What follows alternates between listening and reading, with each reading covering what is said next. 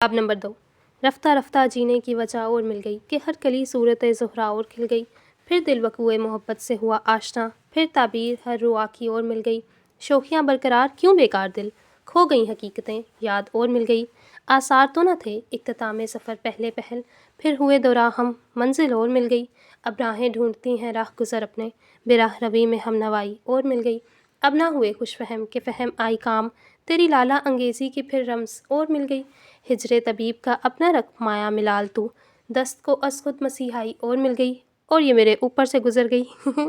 17 سال قبل فاروق منزل اپنے روب کے ساتھ کھڑی تھی، حویلی میں ہر طرف جلدی کا سا سما تھا، ختیجہ بیگم کچن میں کھڑی خود سے بیگانہ نظر آتی، جلدی جلدی کھانا بنانے میں مصروف تھیں، ساتھ ساتھ ملازموں کو ہدایت دے رہی تھیں، سکینہ بھی لکڑی کے بنے تخت پر گاؤ تکیہ لگائے نیم دراز سے ٹانگیں سیدھی کیے ہوئے بیٹھی تھیں، جنہیں ایک ملازمہ سر جھکائے دبا رہی تھی اور ہاتھ میں تسبیح گھما رہی تھیں، ان کے تک کے ایک پائے کے ساتھ پانی کا گلاس رکھا ہوا تھا۔ چھوٹی سی ایزل ہلکے گلابی رنگ کے فراک پہنے، ایک کاپی اپنے چھوٹے سے ہاتھ میں کھولے نظریں اس پر گاڑے، دوسرے ہاتھ میں پینسل اپنے ہونٹوں میں دبائے چلی آ رہی تھی، جب سیدھی چلتی وہ سکینہ بیگ کے تک سے ہلکا سا ٹکرا گئی اور فرش پر رکھا پانی کا گلاس اس کا پاؤں لگنے کی وجہ سے گر گیا۔ ستیہ ناس ہو ختیجہ تیری بچی کا، دیکھ سارا پانی گرا دیا۔ فرش پر بہتے پانی کو دیکھ کر سکینہ بھی بلند آواز میں بولی۔ ختیجہ بیگم حواس باختہ سے کچن سے باہر آئیں، دوپٹہ سر پر رکھتے جلدی سے ایزل کے پاس جا کر کھڑی ہو گئیں۔ بڑی بھی غلطی سے لگ گئی ہوگی، ختیجہ بیگم نے پریشانی سے وضاحت کرتے ہوئے کہا، تم لوگوں کی غلطیاں آخر کبھی ختم بھی ہوئی ہیں؟ ایک تو آگے تم اتنی کام چور ہو، صبح سے ایک کام بھی ابھی تک پورا نہیں ہوا، اوپر سے یہ تمہاری اولاد ہے کہ مزید کام بڑھائی جا رہی ہے۔ سکینہ بی قوت سے ملازموں کی موجودگی کی پرواہ کیے بغیر کہہ رہی تھیں، یہ تو وہاں کا معمول تھا۔ سکینہ بی کا سر دبانے والی ملازمہ نے ختیجہ بیگم سے نظریں چرائی تھیں، جیسے یہ اس کی غلطی تھی۔ ایزل کی موٹی موٹی سیاہ آنکھوں میں آنسو تیرنے لگے تھے۔ ختیجہ بیگم کے اشارے کرنے پر وہ ان کے کمرے کی جانب چلی گئی۔ میں صاف کروا دیتی ہوں، ختیجہ بیگم نے سر جھکائے کہا اور جانے لگیں۔ میری بیٹی آ رہی ہے اتنے دنوں بعد اور ان کے تماشے ختم نہیں ہو رہے۔ بڑبڑاہٹ اتنی اونچی تھی کہ بآسانی سنی جا سکتی تھی۔ رضیہ باہر جو پانی گرا ہے وہ ذرا صاف کر دو، ختیجہ بیگم نے کچن میں کام کرتی ملازمہ سے کہا اور اپنے کمرے کی طرف چل دی۔ کمرے میں آ کر دیکھا تو ایزل صفحے پر بیٹھی سر جھکائے بے آواز رو رہی تھی۔ یہ ان کے بڑوں کی مہربانی ہی تھی کہ اتنی کم عمر میں ہی وہ اپنی ہچکیوں کا گلا گھونٹنا سیکھ گئی تھی، کیونکہ وہ وہاں ختیجہ بیگم کی لڑکیوں کی اونچی آواز پسند نہیں کی جاتی تھی، خاص طور پر فاروق صاحب کی غیر موجودگی میں۔ ختیجہ بیگم ایک گہری سانس لیتے ہوئی اس کے قریب آ کر بیٹھ گئیں۔ کیا ہوا؟ اس کے ہلکے بھورے بالوں میں ہلکے سے ہاتھ پھیرتے انہوں نے پچکارا۔ ایزل نے روئی روئی آنکھیں اٹھا کر ختیجہ بیگم کو دیکھا۔ مما، دادو ہمیشہ ایسا کیوں کرتی ہیں؟ پھپھو جب بھی آنے والی ہوتی ہیں دادو آپ پر اس طرح کیوں چلانے لگتی ہیں؟ وہ ہمیں اتنا کیوں ڈانٹتی ہیں؟ نہیں ایزل، وہ تو پیار کرتی ہیں، بس کبھی کبھی انہیں غصہ آ جاتا ہے تو وہ ڈانٹ دیتی ہیں، ختیجہ بیگم اسے اپنے ساتھ لگاتی بولی۔ لیکن مما، ردا اور ہارون کو تو وہ کچھ نہیں کہتی، ان سے تو اتنے پیار سے بات کرتی ہیں۔ ایزل نے سر اٹھا کر پھر سے ایک اور شکوہ کیا۔ بیٹا، وہ تو کبھی کبھی آتے ہیں، مہمان ہوتے ہیں، مہمانوں کو تھوڑی نہ کچھ کہنا ہوتا ہے، ختیجہ بیگم نے اس بار نظریں چرا کر کہا تو ایزل بھی چپ ہو گئی۔ وہ شروع ہی سے حساس واقعہ ہوئی تھی، اس سے صرف 7 سال کی عمر میں ہی اس نے اپنی ماں کی خاموشی کو سمجھنا شروع کر دیا تھا۔ کچھ دیر وہ یوں ہی ختیجہ بیگم کے ساتھ لگ کر بیٹھی رہی۔ آہستہ سے ختیجہ بیگم اسے الگ کرتے ہوئے بولیں، کیا دکھانے آ رہی تھی مجھے؟ ہلکا سا مسکرا کر اس کے ہاتھ سے وہ کاپی پکڑی جو وہ کب سے ہاتھ میں لیے بیٹھی تھی۔ یہ مجھ سے ایک سوال حل نہیں ہو رہا تھا، آپ سے پوچھنے آ رہی تھی۔ ایزل جلدی سے وہ صفحہ کھول کر دکھانے لگی۔ ختیجہ بیگم نے پینسل پکڑی اسے سمجھانے لگی۔ جب سمجھ کر وہ جانے لگی تو ختیجہ بیگم نے پیچھے سے پکار کر کہا، ایزل، ہارون اور ردا تمہارے کزنز ہیں، تمہاری ایک اپنی جگہ ہے اور ان کی ایک اپنی جگہ، اپنے کزنز کے ساتھ کبھی مقابلہ نہیں کرنا۔ ایزل ہلکا سا مسکرا کر سر ہلاتی چلی گئی، تبھی باہر سے شور بلند ہونے لگا۔ البتہ وہ مہمان آ گئے تھے جن کے آنے کی تیاری صبح سے ہو رہی تھی۔ ختیجہ بیگم نے ایک سرد آہ خارج کی۔ یہ تو ثابت تھا کہ فاروق منزل کی دیواروں میں صرف ختیجہ کی بیٹیوں کی آوازیں دبائی جاتی تھیں۔ انہوں نے بے بسی سے سوچا اور باہر کی جانب قدم اٹھا دیے۔ ابھی انہیں بہت کچھ سننا تھا، وہ خود کو ابھی سے تیار کر رہی تھیں۔ باہر شمیم اپنے بچوں کے ساتھ کھڑی سکینہ بی سے مل رہی تھیں اور ساتھ میں آنسو بہا رہی تھیں۔ ساتھ رضیہ کھڑی شمیم کا بیگ پکڑ رہی تھی۔ ساتھ والی گلی سے آنا ہوتا ہے اور سامان ایسے لے کر آتی ہے جیسے امریکہ سے آئی ہو۔ وہ دل ہی دل میں تبصرہ کرتی ان ماں بیٹی کی طرف دیکھ رہی تھیں۔ ختیجہ بیگم بے بسی سے منظر دیکھ رہی تھیں۔ ان کی نند پورے 2 ہفتوں بعد اپنی ماں سے ملنے آئی تھی، اس لیے ان کے آنسو بند نہیں ہو رہے تھے۔ ختیجہ بیگم نے یاد کرنا چاہا کہ وہ کب ملنے گئی تھی اپنی ماں سے۔ ہاں، وہ پورے 4 سال پہلے گئی تھی جب ان کی ماں بیمار تھی، وہ بھی صرف ایک دن کے لیے، اور شام کو ہی وہ واپس آ گئی تھیں کیونکہ پیچھے ان کے کرنے والے بہت کام تھے۔ ختیجہ بیگم اپنی ساری سوچوں کو ذہن سے نکالتی شمیم بیگم کی طرف بڑھیں۔ السلام علیکم شمیم، کیسی ہو؟ ہلکا سا شمیم کو اپنے ساتھ لگاتی بولی۔ شمیم نہ قریب ہوئی اور نہ ہی بازو ختیجہ بیگم کی طرف بڑھایا۔ शुक्र ہے آپ بھی اپنے کمرے سے نکلی، ورنہ جب دیکھو اپنے کمرے میں ہی ہوتی ہے۔ تنزن کہتی وہ آگے بڑھ گئی۔ ختیجہ بیگم بس سانس بھر کے رہ گئی۔ وہ کبھی ان کو خوش نہیں کر سکتی تھی۔ رضیہ جو صبح فجر کے بعد سے کچن میں لگی ختیجہ بیگم کے ساتھ کام کروا رہی تھی، شمیم کی بات پر کڑوا سا منہ بنا کر رہ گئی۔ پتہ نہیں چھوٹی بیگم ان کی باتیں برداشت کیسے کر لیتی ہیں۔ وہ ہمدردی سے سوچتی، بیگ اٹھائے شمیم کے پیچھے چل دی۔ السلام علیکم ممانی جان، کیسی ہیں آپ؟ ہارون چہکتا ہوا ختیجہ بیگم سے آ کر لپٹ گیا۔ شمیم نے پیچھے مڑ کر نحوست سے یہ منظر دیکھا۔ وہ اپنے اندر کی حسد اور نفرت اپنے بچوں کے اندر نہیں بھر پائی تھی۔ ختیجہ بیگم نے پیار سے اس کے بال بکھیرے۔ کیسے ہارون؟ اور تم ردا، ادھر آؤ، ہارون سے کہہ کر ردا کو اشارے سے بلایا، جو ان کی طرف دیکھتی ہوئی ہچکچا رہی تھی۔ ردا ہارون سے بڑی تھی مگر شرمیلی تھی اور ہارون اتنا ہی شرارتی اور بے باک۔ ختیجہ بیگم کے بلانے پر وہ قدم قدم چلتی ہوئی ان کے پاس آ گئی۔ ختیجہ بیگم نے نرمی سے ردا کو اپنے ساتھ لگایا اور دونوں کا ہاتھ پکڑ کر اس طرف آ گئیں جہاں سب لوگ بیٹھے ہوئے تھے۔ شہر بانو نظر نہیں آ رہی؟ شمیم نے گردن گھما کر ادھر ادھر دیکھتے کہا۔ کالج گئی ہوئی ہے، آج آخری امتحان ہے اس کا، اس پڑھائی سے فارغ ہو تو اس کی بھی شادی کر دینی ہے، سکینہ بیگم سنجیدہ سا بولیں تو شمیم نے سر ہلایا۔ ختیجہ بیگم جو ایک سائڈ پر رکھی کرسی پر ہارون کو گود میں لیے بیٹھی تھیں، سکینہ بی کی بات پر آہستہ سی آواز میں بولی، مگر بڑی بی وہ ابھی چھوٹی ہے، صرف 18 سال کی ہے، ابھی اتنی جلدی کیا ہے؟ لو جی، اب ان کو بھی بولنا آ گیا ہے۔ شمیم استہزائیہ ہنسی تو ختیجہ بیگم ضبط کر کے رہ گئی۔ وہ برسوں سے ضبط ہی تو کر رہی تھیں۔ کتنی بار کہا ہے گھر کے معاملوں میں نہ بولا کر، جب تیرے مشوروں کی ضرورت ہوگی تو پوچھ لیں گے تجھ سے بھی، اب جا کچن دیکھ۔ سکینہ بیگم ختیجہ بیگم کو دفان کرتے ہوئے بولی۔ ختیجہ بیگم نے سر جھکا کر گود میں بیٹھے ہارون کو اتارا اور کچن میں چلی گئیں۔ ہارون نے ختیجہ بیگم کی طرف دیکھا۔ ان کو اس طرح جاتے دیکھ کر اسے برا لگا تھا۔ وہ 12 سال کا تھا مگر اپنی عمر سے زیادہ بڑی باتیں کرنی آتی تھیں اسے۔ نانو، آپ کو اس طرح بات نہیں کرنی چاہیے تھی ممانی سے۔ ہارون کمر پر ہاتھ رکھ کر ماتھے پر بل ڈال کر بولا۔ سکینہ بیگم قہقہہ لگا کر بولی، اچھا چھوٹے سرکار، اور کیسی کرنی تھی؟ شمیم اپنے بیٹے کی اس طرح کی حمایت پر اندر سے جل گئی تھی، جیسے میری دادو میری مما سے کرتی ہیں، اور میری مما تو گھر کے ہر معاملے میں بولتی ہیں، بلکہ سارے فیصلے ہی مما کرتی ہیں۔ ہارون بھرے بھرے گالوں کو پھیلائے بولا۔ سکینہ بیگم اس کی اس بات پر چپ ہو گئی، جبکہ شمیم تیش کھا کر رہ گئی۔ جاؤ ہارون، عنایہ ایزل کے ساتھ جا کر کھیلو، یہ باتیں تمہارے کرنے والی نہیں ہیں، اور ردا کو بھی لے کر جاؤ۔ ہارون عنایہ ایزل کے نام پر خوشی سے ان کے کمرے کی طرف بھاگ گیا اور ردا بھی ان کے پیچھے جانے لگی۔ دیکھ لیں امی، ختیجہ نے اپنی بیٹیوں کو ذرا بھی تمیز سکھائی ہو کہ گھر میں ان کی پھپھو آئی ہیں، آ کر مل ہی لیں، مگر کہاں۔ ہارون کی بات کا اثر زائل کرتے شمیم اب ایک اور قصہ کھولنے لگی تھی۔ جب عنایہ موئز کو اٹھائے خوش اخلاقی سے چلتی شمیم کے پاس آ کر ملنے لگی۔ السلام علیکم پھپھو، کیسی ہیں آپ؟ مسکرا کر کہتی وہ شمیم کے ساتھ لگ گئی۔ شمیم نے اس کی بات کا جواب دیے بغیر اس کی گود سے موئز کو پکڑ لیا۔ آہ میرا چاند کیسا ہے؟ عنایہ اس طرح نظر انداز ہونے پر بھی مسکراتی رہی۔ اس کی عادت تھی یوں جواب نہ دیے جانے کی۔ ایزل کو بھی سکھا دینا تھا کسی سے ملنا۔ سکینہ بھی دانت پیستے ہوئے بولی۔ جی دادو، عنایہ تابیداری سے بولی۔ تبھی پیچھے سے ردا کی آواز آئی، آ جاؤ عنایہ، ہم کھیلتے ہیں۔ عنایہ جانے لگی کہ پیچھے سے سکینہ بی کی وہی کڑک ٹون میں آواز گونجی، اب ان کو کھیل میں لگا کر نہ بیٹھ جانا، کھانا بھی کھانا انہوں نے۔ جاتی ہوئی عنایہ ان کی آواز پر پلٹ کر دیکھا اور کہا، جی دادو۔ مسکراہٹ وہ اپنے ہونٹوں سے جدا نہیں ہونے دیتی تھی، پتہ نہیں وہ کیسے کر لیتی تھی۔ شمیم نے اس کی طرف دیکھا۔ لمبے سیاہ بال عنایہ کی پشت پر بکھرے اور سفید دودھیا رنگت تراشیدہ قد و کھال، وہ بہت خوبصورت تھی اور اس کا اخلاق اور سمجھداری اسے سب پر غالب کرتا تھا۔ شمیم نے ایک نظر اپنی بیٹی کو دیکھا۔ بھورے بال اور ہلکا سا سانولا رنگ اور تیکھے نقوش کی مالک بچی تھی۔ وہ بہت خوبصورت تھی، بہت دلکش تھی۔ اس کی معصومیت اس کو مزید پیارا بنا رہی تھی، مگر شمیم نے ہمیشہ اسے معاشرے کے پیمانے پر پرکھا تھا۔ اب بھی وہ کینہ توز نگاہوں سے عنایہ کو جاتے ہوئے دیکھ رہی تھی۔ شہر بانو آتے ہی شمیم سے ملی اور وہیں بیٹھ کے یونیفارم بھی نہیں اتارا تھا۔ ختیجہ بیگم کچن میں شام کی چائے کا انتظام کر رہی تھیں اور بچے سارے مل کر کھیتوں میں گئے ہوئے تھے۔ سکینہ بھی اس وقت نماز پڑھنے میں مصروف تھیں۔ تو کیسا رہا آپ کا ٹور باجی؟ سامنے پڑے خوش میووں سے ایک میوہ اٹھاتے ہوئے شہر بانو عام سے انداز میں بولی۔ ہاں صحیح رہا، اتنے عرصے بعد ہم سب گھر والے گئے تھے امتیاز کے ساتھ، ورنہ ان کو کہاں ٹائم ملتا ہے کہ اپنے کام سے۔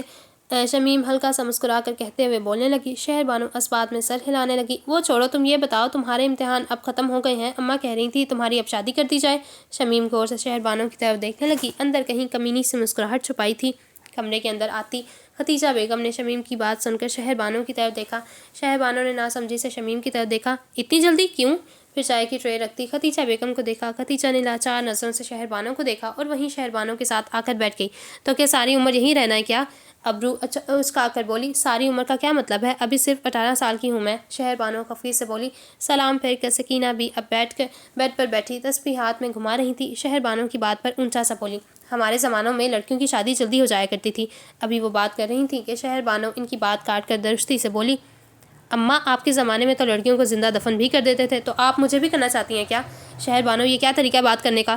شمیم اس کی بات پر حیران سا بولی، جبکہ سکینہ بھی تو اس کے انداز پر بھونچکا سی گئی۔ شیری بیٹا آرام سے، تحمل سے۔ خدیجہ بیگم شہر بانو کے کندھے پر ہاتھ رکھ کر بولی، تو بھابھی آپ بتائیں نا ان کو کہ مجھے پڑھنا ہے، ابھی وکیل بننا ہے، یہ کیوں کر رہی ہیں اس طرح میرے ساتھ؟ شہر بانو اسی طرح بلند آواز میں بولی۔ خدیجہ بیگم کچھ کہنے کے لیے لب کھولنے لگیں کہ شمیم بول پڑی، یہ کس لہجے میں بول رہی ہو تم؟ ہاں یہ خدیجہ ہی ڈالتی ہیں تمہارے ذہن میں اس طرح کی باتیں، خود بھی پڑھ لکھ کر اپنی زبان چلانا سیکھ لی، اب تمہیں بھی اس پٹی پر چلا رہی ہے، اس لیے اس کے پلو سے چپکی رہتی ہو سارا سارا دن۔ شمیم غصے سے پھٹتی آواز میں بولی، جبکہ سکینہ بیگم کو تو بات کرنا ہی بھول گیا تھا۔ شہر بانو کب ایسے بات کرتی تھی ان سے؟ باجی میری شادی میرے مسئلہ ہے، جب بھی کرنی ہوگی میں بتا دوں گی، اب آپ اپنے گھر کو دیکھیں۔ شہر بانو بھی اسی کے انداز میں کہہ کر چلی گئی۔ شمیم نے اس کی پشت کو جاتے ہوئے دیکھا، وہ کھلے الفاظ میں شمیم کو اس معاملے سے دور رہنے کا کہہ کر گئی تھی۔ شمیم کو اس کے الفاظ اپنے منہ پر چماٹے جیسے لگے تھے، کچھ دیر کے لیے تو وہ بول ہی نہ سکی۔ شمیم اس کی بات کا غصہ نہ کرو، میں سمجھاتی ہوں، اس سے بچی ہے ابھی، خدیجہ بیگم کہہ کر شہر بانو کے پیچھے گئیں۔ شمیم کی چپتی نظروں نے تب تک اس کا پیچھا کیا جب تک وہ نظروں سے اوجھل نہیں ہو گئی۔ اماں یہ ساری پٹھیاں آپ کی بہو کی پڑھائی ہوئی ہیں شیری کو، آپ دیکھ لینا، میں اس کی شادی اگلے 2 مہینے میں نہ کروائی نا تو میرا نام بھی شمیم نہیں۔ سکینہ بی کے پاس آ کر تخت پر بیٹھی اپنا غصہ ضبط کرنے لگی۔ تو چھوڑ اس کو، شمیم کر لے گی اس مسئلے کا حل۔ سکینہ بھی اس کو بہلاتے ہوئے بولی، نہ اماں نہ، اب اس کی شادی ہوگی، دیکھ لینا آپ، اس کو تو میں اچھے سے وکیل بناؤں گی۔ شمیم نے اس کمرے کی طرف جس میں ابھی خدیجہ اور شہر بانو گئے تھے گھورتے ہوئے دان پر دان جما کر کہا، سمجھتی کیا ہے یہ خود کو، اس کے حکم کو انتظار کریں گے ہم اب؟ شمیم اب بڑبڑا رہی تھی، سکینہ بھی پریشانی سے اس کو دیکھ رہی تھی۔ وہ شہر بانو کے انداز سے ڈر گئی تھی، شہر بانو کبھی ایسے بات نہیں کرتی تھی، اگر کی ہے تو اس کا مطلب یہ ہے کہ وہ ایسا کبھی نہیں ہونے دے گی۔ اس میں اس کی باپ کی ضد تھی، ایک طرف ان کی بڑی بیٹی اور ایک طرف چھوٹی بیٹی۔ دل ہی دل میں وہ اب حماد صاحب کو بلانے کا سوچنے لگی، نہ جانے شمیم اب کیا کر بیٹھے۔ شیری یہ کیا ہو گیا تمہیں، کس لہجے میں بات کری تھی تم بڑی بی سے؟ خدیجہ اب کمرے میں داخل ہوئی تو شہر بانو کمرے میں پڑی چیزیں غصے سے اٹھا اٹھا کر پھینک رہی تھی۔ بیڈ پر لگا تکیا اٹھا کر وہ ایک زور سے فرش پر پھینکنے لگی تو خدیجہ بیگم نے آگے بڑھ کر اس کے ہاتھ سے پکڑ لیا۔ شیری پرسکون ہو جاؤ، لمبی سانس لو۔ شہر بانو کے کندھے سے تھام کر بیڈ پر بٹھایا اور خود بھی ساتھ بیٹھ گئی۔ بھابھی آپ نے دیکھا نہیں کیا وہ کیا کہہ رہی تھیں؟ وہ غصے سے بولنے لگی جب خدیجہ بیگم نے اسے ہاتھ اٹھا کر بولنے سے منع کیا۔ لمبی سانس لو اور پرسکون ہو کر بات کرو مجھ سے۔ شہر بانو منہ پھلا کر بیٹھ گئی اور دوسری طرف نظریں پھیر لیں۔ شیری، خدیجہ بیگم نے ذرا کھینچ کر نام لیا تو وہ بے اختیار ایک سانس بھر گئی۔ ایک بار اور، خدیجہ بیگم کے کہنے پر اس نے دوبارہ ڈھیر ساری ہوا اپنی اندر کھینچی۔ جانتی تھی کہ 3 بار تو خدیجہ بیگم نے کروانا ہی تھا۔ اب بتاؤ کیا بات تنگ کری ہے تمہیں؟ خدیجہ بیگم بیڈ پر ٹھیک سے بیٹھے ہوئے بولی، بھابھی مجھے ابھی شادی نہیں کرنی، مجھے وکیل بننا ہے۔ شہر بانو رندے ہوئے لہجے میں بولی، آنکھوں میں نمی سی گھل گئی تھی، تو یہ بات تم پرسکون ہو کر بھی تو کر سکتی تھی، اس میں اتنا غصے میں آنے والی کیا بات تھی؟ خدیجہ بیگم نے اس کی آنکھوں میں دیکھ کر پوچھا۔ تو اور میں کیا کرتی، میری عمر تو دیکھیں بھابھی، اتنی چھوٹی عمر میں کون کرتا ہے شادی؟ شہر بانو بے بسی سے بولی، تمہاری عمر میں اس گاؤں کی لڑکیوں کے 2 بچے ہو چکے ہوتے ہیں، اس گاؤں کی لڑکیوں سے شادی کرنے سے پہلے پوچھا نہیں جاتا، مگر خیر ہم ان لوگوں جیسے تھوڑی ہیں، اس گاؤں کی لڑکیاں کبھی پرائمری سے اوپر نہیں پڑھتی، مگر تم کالج میں FA کر چکی ہو اور تمہیں اب بھی لگتا ہے کہ فاروق صاحب اپنی لاڈلی بیٹی کی شادی اس کی مرضی کے بغیر کر دیں گے؟ خدیجہ بیگم مسکرا کر پوچھ رہی تھیں۔ شہر بانو نے اس سے ضائع سر جھٹک دیا، لاڈلی بیٹی؟ مجھ سے زیادہ لاڈلی تو شمیم باجی ہیں، ان کی کوئی بات منع کی ہے انہوں نے آج تک؟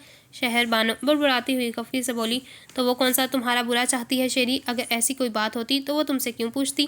خدیجہ بیگم نے آنکھیں چھوٹی کر کے کہا، اگر تم اس طرح بڑوں کے سامنے اونچی آواز میں بات کرو گی تو ظاہری بات ہے کہ وہ ضد میں آئیں گی نا، تمہیں تحمل سے بات کرنی چاہیے تھی۔ خدیجہ بیگم سنجیدہ لہجے میں بولتی ہوئی اٹھ کھڑی ہوئی، میں کیا کروں غصے میں، مجھے سمجھ نہیں آتی میں کیا بول جاتی ہوں۔ شہر بانو منہ پھلا کر شکایتی انداز میں بولی، جو کر چکی ہے وہ بدلا نہیں جا سکتا، جو ہونے والا ہے اس کو بدلنے کی کوشش کی جا سکتی ہے، اب جاؤ اٹھ کر معافی مانگو بڑی بی اور شمیم سے۔ خدیجہ بیگم بیڈ کے کنارے سے لگی کھڑی تھیں۔ میں معافی مانگوں؟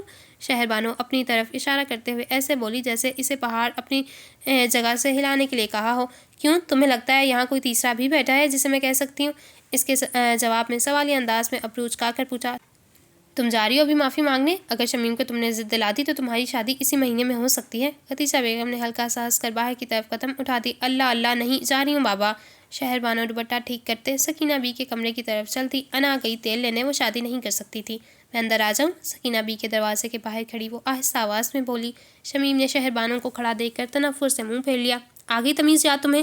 سکینہ بیگم اسبات میں سر ہلا کر اجازت دیتی آنکھیں دکھاتی ہوئی بولی، وہ میں معافی مانگنے آئی تھی، مجھے باجی سے اس طرح بات نہیں کرنی چاہیے تھی، باجی معاف کر دیں یار، سکینہ بیگم سے کہتے ہوئے آخر میں شمیم کے گرد بازو پھیلاتے ہوئے کہا، بس کرو یہ مسکے اپنی بھابھی کو لگاؤ جا کر جس کی زبان تم بولتی ہو۔ شمیم اس کا حصار کھولتی وہ ناراضگی سے بولی، باجی انہیں کے کہنے پر معافی مانگنے آئی ہوں، اور آپ کیا ہر وقت ان کے خلاف ہی بولتی رہتی ہیں؟ کمر پر دونوں ہاتھ رکھتی وہ ذرا کفکی سے بولی، بڑا دکھ ہو رہا ہے تمہیں اماں، دیکھ لو۔ شمیم کہتی سکینہ بی کی طرف شکایتی انداز میں بولنے لگی کہ سکینہ بی اس کی بات کاٹ کر بولی، اب بس بھی کرو تم دونوں، کیا آپس میں لڑ رہی ہو؟ معافی مانگ تو لیا، اس نے بات ختم کرو۔ شمیم منہ پھلا کر بیٹھ گئی، اچھا اب جانے بھی دو باجی، میری پیاری باجی نہیں ہے؟ شہر بانو پھر سے شمیم کے گرد بازو پھیلاتے ہوئے بولی تو شمیم بھی نرم پڑ گئی، مسکراہٹ دباتے ہوئے اس کی بازو خود سے ہٹائے، اب مسکے دیکھ لو اس میسنی کے اماں۔ سکینہ بھی مسکرا دی، شہر بانو کہکا لگاتی ہوئی بیڈ پر بیٹھ گئی۔ ارے ختیجہ بات سن، سکینہ بھی صحن میں بیٹھی اونچی آواز میں ختیجہ بیگم کو بلا رہی تھی۔ جب ساتھ بیٹھے فاروق صاحب نے ناگواری سے انہیں دیکھا، سکینہ آپ کو کتنی بار کہا ہے ختیجہ کو پیار سے بلایا کریں، یہ کون سا طریقہ ہے؟ گھر میں اتنے ملازم ہیں، اچھا لگتا ہے اس طرح بلایا جائے اپنی بہو کو؟ آپ تو رہنے ہی دیں، جب دیکھیں ایک ہی بات، ارے آرام سے ہی تو بلایا ہے۔ سکینہ بھی ناک بھوں چڑھاتی بولی تو فاروق صاحب سر ہلا کر رہ گئے۔ اتنی دیر میں ختیجہ بیگم بھی پہنچ گئیں۔ جی بڑی بھی بلایا آپ نے؟ سلیقے سے سر پر دوپٹہ جمائے انہوں نے مدھم آواز میں کہا، کبھی جلدی بھی سن لیا کرو، جب تک میرا بلا بلا کر گلا نہ بیٹھ جائے، تم نے تو قسم کھا رکھی ہے کہ میری بات نہیں سننی۔ سکینہ بھی فاروق صاحب کا غصہ اس پر اتارنے لگی تو فاروق صاحب نے بیزاری سے سکینہ بی کی طرف دیکھا، بس بھی کر دیا کرو سکینہ کبھی۔ ختیجہ بیگم نے چور نظروں سے فاروق صاحب کی طرف دیکھا تو وہ ہلکا سا مسکرا دیے، جاؤ ختیجہ شیری کو بلا لاؤ، کچھ بات کرنی ہے اس کے ساتھ۔ فاروق صاحب شیریں لہجے میں بولے تو سکینہ بی نے تلخی سے سر جھٹکا۔ ختیجہ بیگم کے جاتے ہی فاروق صاحب شروع ہو گئے، سکینہ مجھے تو آپ کی سمجھ نہیں آتی، ہو کیا جاتا ہے آپ کو؟ کیوں کرتی ہیں ختیجہ کے ساتھ ایسا؟ ایک ہی تو بہو ہے آپ کی اور اس کے ساتھ بھی یہ سلوک؟ فاروق صاحب اپنی عرضی نرم انداز میں گویا ہوئے، میں کیا کروں، مجھے اس کی طرف دیکھ کر ہی غصہ آنے لگتا ہے، خون ابلتا ہے میرا اس کو دیکھ کر۔ سکینہ بھی سخت لہجے میں کہنے لگی کہ فاروق صاحب نے انہیں بیچ میں ٹوک دیا، مگر ختیجہ نے ایسا کچھ نہیں کیا کہ آپ اس کے ساتھ اس طرح کا سلوک کریں، کوئی وجہ بھی تو ہونا۔ کیا یہ وجہ کم ہے کہ اس نے ہمارے گھر میں لڑکیوں کا انبار لگایا ہوا ہے؟ وہ تو میری دعائیں تھیں کہ اللہ نے ہمیں معیز دے دیا، ورنہ۔ سکینہ بی کے الفاظ ابھی منہ میں ہی تھے کہ فاروق صاحب صدمے میں سے بولے، سکینہ یہ کیا کہہ رہی ہیں آپ کے کہنے کا مطلب ہے کہ بیٹے تو اللہ دیتے ہیں مگر بیٹیاں کوئی اور دیتا ہے کیا؟ اور یہ جو آپ کی دو بیٹیاں ہیں شمیم اور شہر بانو، کیا یہ ختیجہ کی بیٹیوں سے مختلف ہیں؟ ان کی دھیمی آواز میں بھی اس وقت روب در آیا تھا۔ نہیں میں نے ایسا بھی نہیں کہا۔ سکینہ بیگم فوراً سے مدافعانہ انداز میں بولتی اٹھ بیٹھی تھیں، جیسا بھی کہا آئندہ میں ایسا کچھ نہ سنوں آپ کے منہ سے، اگر آپ کو میری پوتریاں اتنی بری لگتی ہیں تو بتا دیں، میں حماد کے پاس بھجوا دیتا ہوں ختیجہ کو، فاروق صاحب نے ڈو ٹوک انداز میں کہا تو سکینہ بھی چپ سی ہو کر بیٹھ گئی۔ ختیجہ اب شہر بانو کے ساتھ آ رہی تھی، ان کو آتا دیکھ فاروق صاحب نے اپنے چہرے پر غصے کی لکیریں درست کر لیں۔ فاروق صاحب کی فطرت میں شامل تھا کہ وہ گھر کی عورتوں سے جتنا پیار اور محبت سے ملتے تھے اتنی عزت کرتے تھے، عورتوں پر چیخنا چلانا تو دور، انہوں نے کبھی اونچی آواز میں بلایا تک نہیں تھا۔ آؤ شہر بانو میری لاڈلی بیٹی۔ شہر بانو کو دیکھتے اپنے ہاتھ وا کر دیے، شہر بانو چہکتی ہوئی ان کے ساتھ لگ کر بیٹھ گئی۔ سکینہ بھی ہلکا سا مسکرا دیں، جو بھی تھا ان کو اپنی اولاد عزیز تھی۔ ختیجہ بیگم جانے لگیں تو فاروق صاحب نے پیچھے سے پکارا، ختیجہ بیٹا آپ کہاں جا رہی ہو؟ میں آپ سب کے لیے چائے بنانے جا رہی ہوں۔ ختیجہ بیگم نے مڑ کر مسکرا کر جواب دیا، بعد میں بنا لیجیے گا چائے، پہلے ادھر بیٹھے کچھ بات کرنی ہے۔ ختیجہ بیگم کو بیٹھنے کا اشارہ کرتے وہ پرجوش سے بولے۔ ختیجہ بیگم ناسمجھی سے چلتی ہوئی آ کر چارپائی پر بیٹھ گئیں۔ ایک نظر سکینہ بیگم کو دیکھا تو وہ چپتے ہوئی نظروں سے نہیں دیکھ رہی تھیں کہ ختیجہ بیگم نے اپنی نظریں فاروق صاحب کی طرف کر دیں۔ سکینہ آپ بھی ذرا سیدھی ہو جائیں، شہر بانو اپنی چہکتی ہوئی آواز میں بولی، ابو اب بتا بھی دیں کیا پہیلیاں بجھوا رہے ہیں؟ شہر بانو کے انداز میں فاروق صاحب کے ہلکا سا کہکا لگا کر ہنسنے لگے، بتا رہے ہیں بھائی بتا رہے ہیں، وہ بات یہ ہے کہ شہر بانو کا ہونے والا سسرال شادی میں جلدی کا کہہ رہے تھے۔ فاروق صاحب کے منہ سے ادا ہونے والے الفاظ پر شہر بانو کی ساری مسکراہٹ پل میں غائب ہوگی۔ بابا، اس کے لب خاموش سرگوشی میں ہلے کہ اس کو خود بھی اپنی آواز سنائی نہ دی۔ وہ حیران تھی، اس کے دل پر وزن بڑھنے لگا تھا۔ فاروق صاحب اس کے رد عمل سے بے نیاز سکینہ بی کی طرف دیکھتے ہوئے آگے بتا رہے تھے، مگر شہر بانو کو کچھ سنائی نہیں دے رہا تھا۔ ختیجہ بیگم نے افسوس سے شہر بانو کی طرف دیکھا، شیری شیری، اس کی گمسم سے انداز پر فاروق صاحب نے اس کو کندھے سے پکڑ کر ہلایا۔ جی ابو۔ شہر بانو کے حلق سے آواز نکلی جیسے کسی کنویں سے بول رہی ہو۔ آنکھوں میں حیرت لیے وہ فاروق صاحب کی طرف دیکھ رہی تھی اور فاروق صاحب کہہ رہے تھے، میں پوچھ رہا تھا کہ آپ کو کوئی اعتراض تو نہیں ہے نا؟ شہر بانو نے اپنے باپ کے ہنستے ہوئے چہرے اور چمکتی ہوئی آنکھیں دیکھیں۔ اس کا دماغ کہہ رہا تھا کہ وہ ابھی اس وقت کھڑی ہو اور انکار کر دے کہ اسے ابھی شادی نہیں کرنی، اسے وکیل بننا ہے۔ میری لاڈلی کو کوئی مسئلہ ہے کیا؟ فاروق صاحب نے شہر بانو کی خاموشی پر تھوڑا سنجیدہ ہو کر پوچھا۔ شہر بانو کی آنکھوں میں آنسو بھرنے لگے، مگر اس نے ان کو بہنے نہیں دیا۔ شیری مجھے بتاؤ، کوئی مسئلہ ہے کیا؟ اب کے فاروق صاحب نے ذرا فکر مندی سے پوچھا۔ شہر بانو کی نظریں ان کے بوڑھے چہرے کی جھریوں کا طواف کر رہی تھیں۔ اس نے ایک نظر خدیجہ بیگم کی طرف دیکھا۔ خدیجہ بیگم نے اسے آنکھوں ہی آنکھوں میں حوصلہ دیا۔ شہر بانو کی نظر بے اختیار سکینہ بی کی طرف اٹھی۔ ان کے چہرے پر ایک خوف سا تھا کہ شہر بانو انکار نہ کر دے۔ شہر بانو کی سماعتیں اب بند ہو چکی تھیں، اب اس کے اندر کچھ اور ہی چل رہا تھا۔ میری بیٹی میرا فخر ہے، تم دیکھنا میرا سر کبھی جھکنے نہیں دے گی۔ کسی زمانے میں فاروق صاحب نے بھری محفل میں کسی رشتہ دار سے کہا تو شہر بانو کی پڑھائی سے خائف تھا، میری بیٹی مجھے کبھی انکار نہیں کر سکتی، اس کے لیے اس کا باپ سب سے اہم ہے، کیوں شیری؟ فاروق صاحب نے بڑے مان سے شہر بانو سے کہا تھا، اور آگے سے شہر بانو نے بھی زور سے اس بات میں گردن ہلائی تھی۔ شیری مجھے بتاؤ، اگر تمہیں کوئی اعتراض ہے تو؟ فاروق صاحب کی آواز اسے حال میں واپس کھینچ لائی۔ اس نے خالی نظروں سے اپنے باپ کے بوڑھے چہرے کی طرف دیکھا، پھر اس نے خود کو کہتے سنا، جیسے آپ کو مناسب لگے ابو۔ یہ سنتے ہی فاروق صاحب کے چہرے پر ایک سکون سا چھا گیا، سارے وسوسے خدشے دور ہو گئے۔ سکینہ بی کے چہرے پر اب پھر سے تمکینہ چمکنے لگی تھی۔ خدیجہ بیگم نے افسوس سے اس کو دیکھا، اس کی آنکھیں ایک پل میں ہی ویران ہو گئی تھیں۔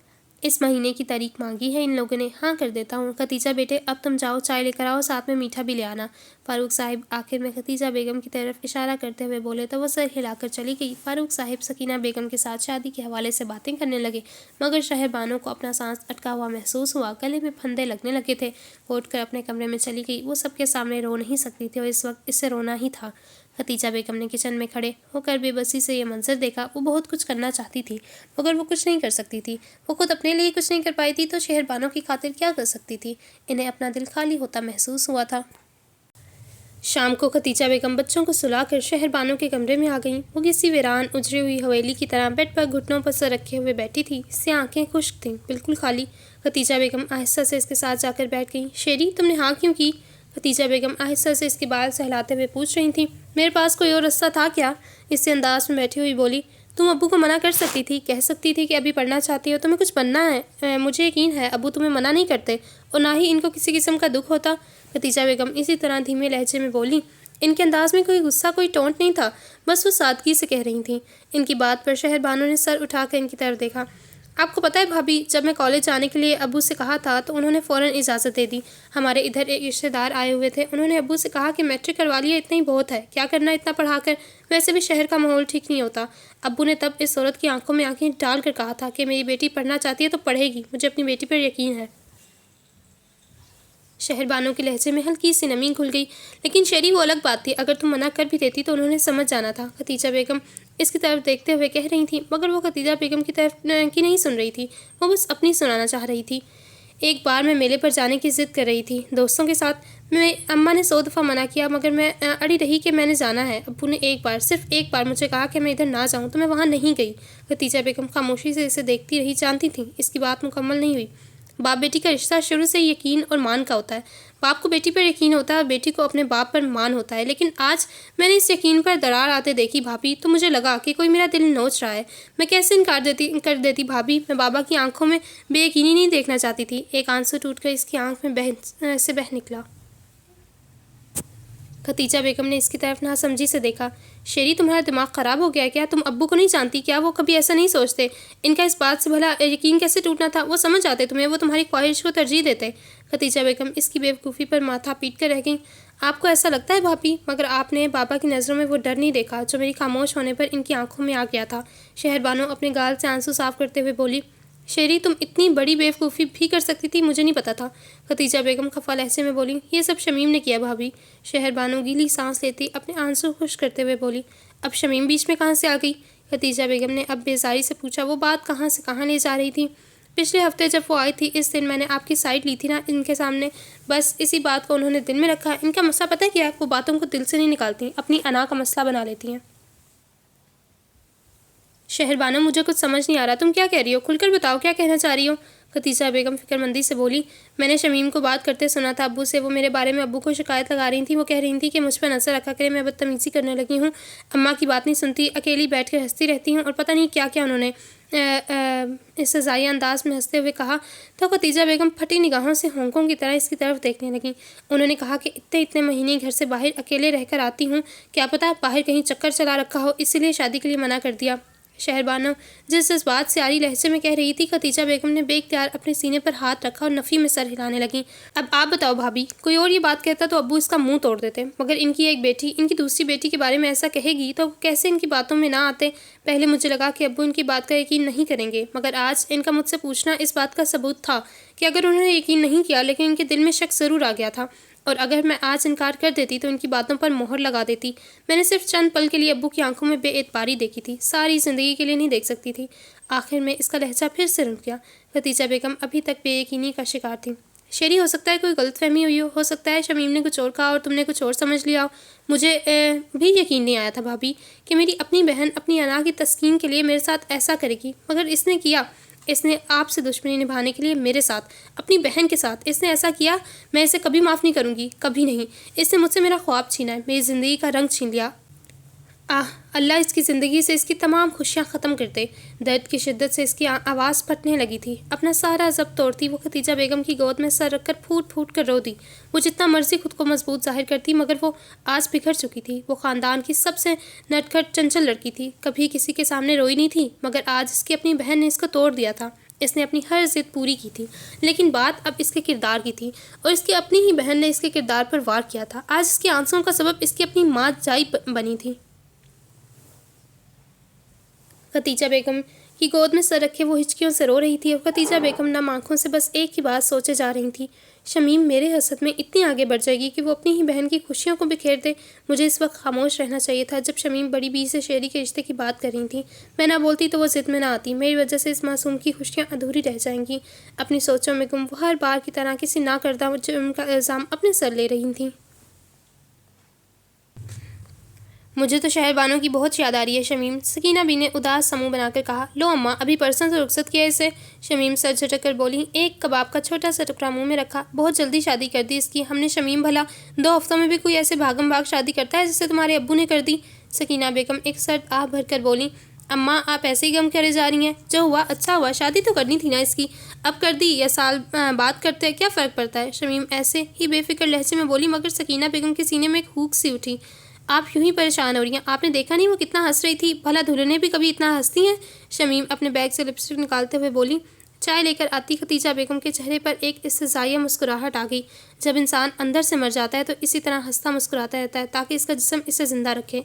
झुककर ट्रे रखते हुए कहा। एक चटनी नज़र शमीम पर डालते हुए वापस मुड़ गई।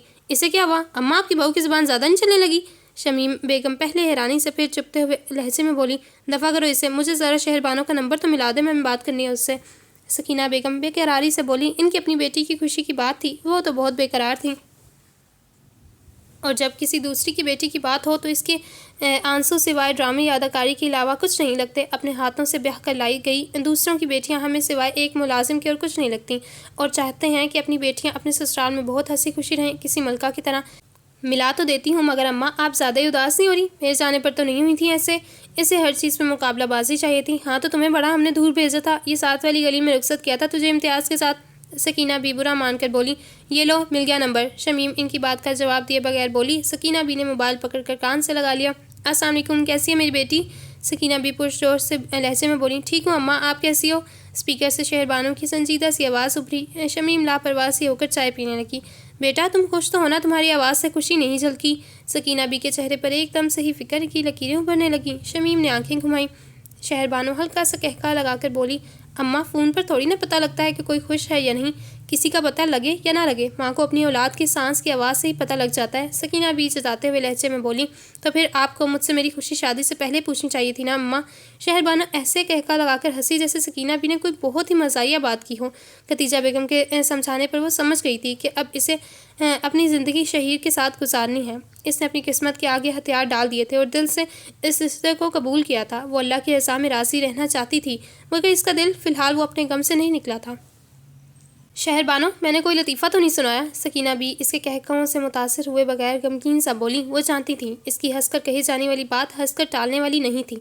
लो अम्मा, पहले कह रही थी मैं खुश नहीं, और अब आपको लग रहा है कि मैं हंसती ज़्यादा हूँ। शहरबानो हाथ से आंखें किनारे से पानी साफ़ करते हुए बोली। اچھا چھوڑو، یہ بتاؤ تم کب آ رہی ہو؟ سکینہ بھی سر جھٹک کر بولی۔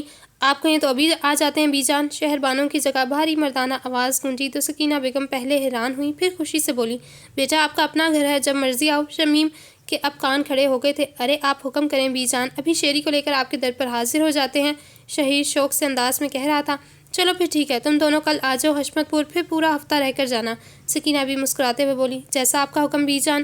وہ بھی آگے ویسے ہی انداز میں بولا، چلیں اب آپ ہمارے آنے کی تیاریاں کریں اور ہم بھی ذرا آپ کی طرف آنے کی تیاریاں کر لیں، آخر کار شادی کے بعد سسرال میں پہلی دفعہ آ رہا ہوں۔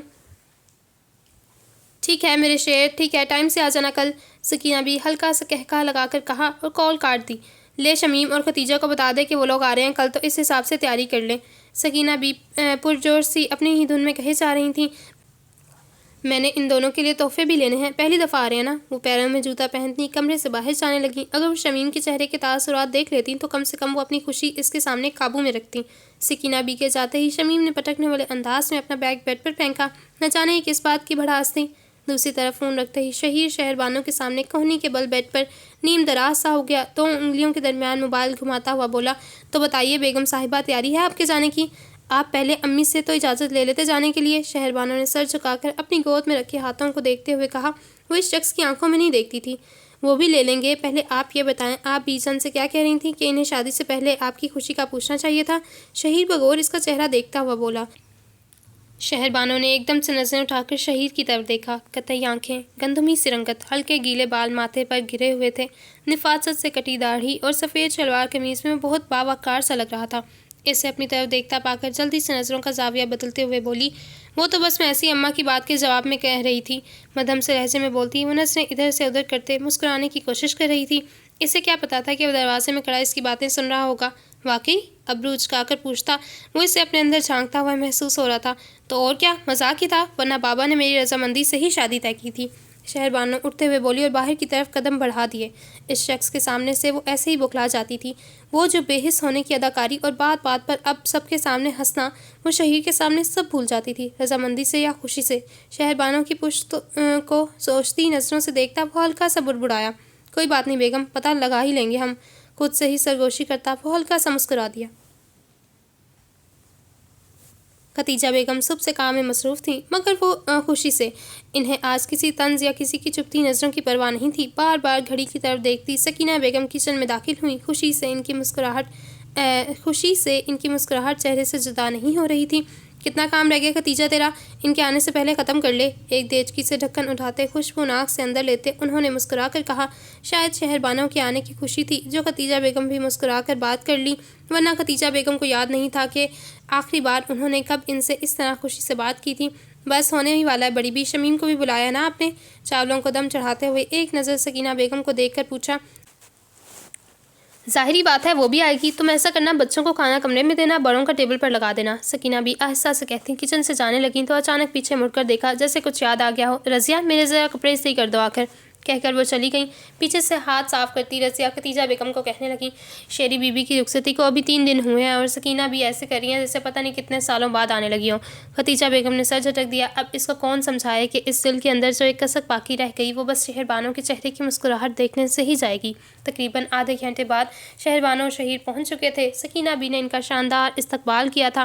ارے بڑی بی، آپ تو ایسے کریے جیسے میں پہلی بار آیا ہوں۔ شہیر اتنی تیاری دیکھتا ہلکا سا جھمکیا، ہاں تو پہلے تم میرے بھتیجے تھے، اب میرے داماد بھی ہو، تو اتنی تیاری تو بنتی ہے نا۔ سکینہ بی نے شہیر سے مل کر اس کے ساتھ چلتی شہر بانو کو دیکھا۔ وہ لمبی میرون رنگ کی فراک میں، ہاتھوں میں ہم رنگ چوڑیاں اور تازہ گلابوں کے گجرے سجائے، چہرے پر نیا نیا سا روپ لیے وہ شہیر کے برابر چلی آ رہی تھی۔ شہیر سفید شلوار قمیض پہنے ہاتھ میں قیمتی گھڑی لگائے ہوئے تھا، اس کی قطعی آنکھیں بہت پرکشش تھیں۔ شہر بانو اس کے کندھے تک آتی تھی، مگر وہ دونوں ساتھ چلتے سج رہے تھے۔ ختیجہ بیگم نے دل ہی دل میں دونوں کو نظر بد سے محفوظ رہنے کی دعا کی تھی۔ شہر بانو کے چہرے پر مسکراہٹ تھی، مگر وہ اس کے چہرے کی ویرانی کو چھپا نہیں پا رہی تھی۔ وہ بیٹھے ہی تھے کہ عنایہ ایزل آبش بھاگتے ہوئے شہر بانو کے پاس آ گئی۔ پھپھو، ہم نے آپ کو بہت یاد کیا۔ ایزل شہر بانو کے ساتھ لگتی ہوئی بولی۔ پھپھو کی جان، پھپھو نے بھی آپ کو یاد کیا۔ شہر بانو اسے اپنے حصار میں لیتے نرمی سے اس کا گال چومتے ہوئے، شہیر نے دلچسپی سے یہ منظر دیکھا۔ عنایہ تم بھی ادھر آؤ۔ آبش تو پہلے ہی شہر بانو کی گود میں بیٹھ چکی تھی۔ عنایہ شہیر کی وجہ سے تھوڑا شرما رہی تھی۔ ارے تم لوگ اس کو بیٹھنے تو دو، تسلی سے آتے ہی چڑھ گئی اس پر۔ سکینہ بھی ماتھے پر بل لاتے ہوئے بولی۔ ایسل نے ایک بے تاثر سی نظر سکینہ بیگم پر ڈالی۔ اسے عادت ہوتی جا رہی تھی سکینہ بی کی باتوں کی دل پر نہ لینے کی۔ ختیجہ بیگم کے چہرے کی مسکراہٹ سمٹ گئی، کہیں وہ شہیر کے سامنے ان کی اولاد کو ذلیل کرنا شروع نہ ہو جائے۔ ارے اماں کوئی بات نہیں، بھابھی موئز کہاں ہے؟ شہر بانو پہلے سکینہ سے پھر ختیجہ بیگم کی طرف دیکھتے ہوئے بولی۔ سو رہا ہے، ابھی کچھ دیر تک جاگ جائے گا۔ ختیجہ بیگم مسکرا کر دیکھتے ہوئے بولی۔ ارے مجھے تو تم لوگ بھول ہی گئے ہو، میں بھی کچھ رکھتا ہوں تم لوگوں کا۔ شہیر کو اپنا نظر انداز ہونا بالکل پسند نہیں آیا تھا۔ تم ادھر آؤ کبوتری، بے وفا لڑکی، پہلے تو میں جب آتا تھا تو تب تمہیں میرے علاوہ کوئی نظر نہیں آتا تھا، اور اب پھپھو کی بن کے بیٹھ گئی ہو۔ شہیر آبش کو شہر بانو کی گود سے تقریباً کھینچتا ہوا اپنی گود میں بٹھاتا بولا۔ وہ شادی سے پہلے بھی آیا کرتا تھا اس گھر کے بھتیجا ہونے کی حیثیت سے، تب آبش اس کی جان نہیں چھوڑتی تھی۔ شہیر کو بھی آبش پسند تھی، کیونکہ اس کی نہ ختم ہونے والے سوالوں کے جواب دینا اسے بہت پسند تھا۔ ہاں تو پہلے آپ ماموں ہوتے تھے، اب آپ دولہا بن گئے ہیں۔ آبش ہلکا سا جھینکتی ہوئی بولی تو سب لوگ ہنس دیے۔ ارے ماموں سے دولہا بنا ہوں، بندہ تو وہی ہوں نا۔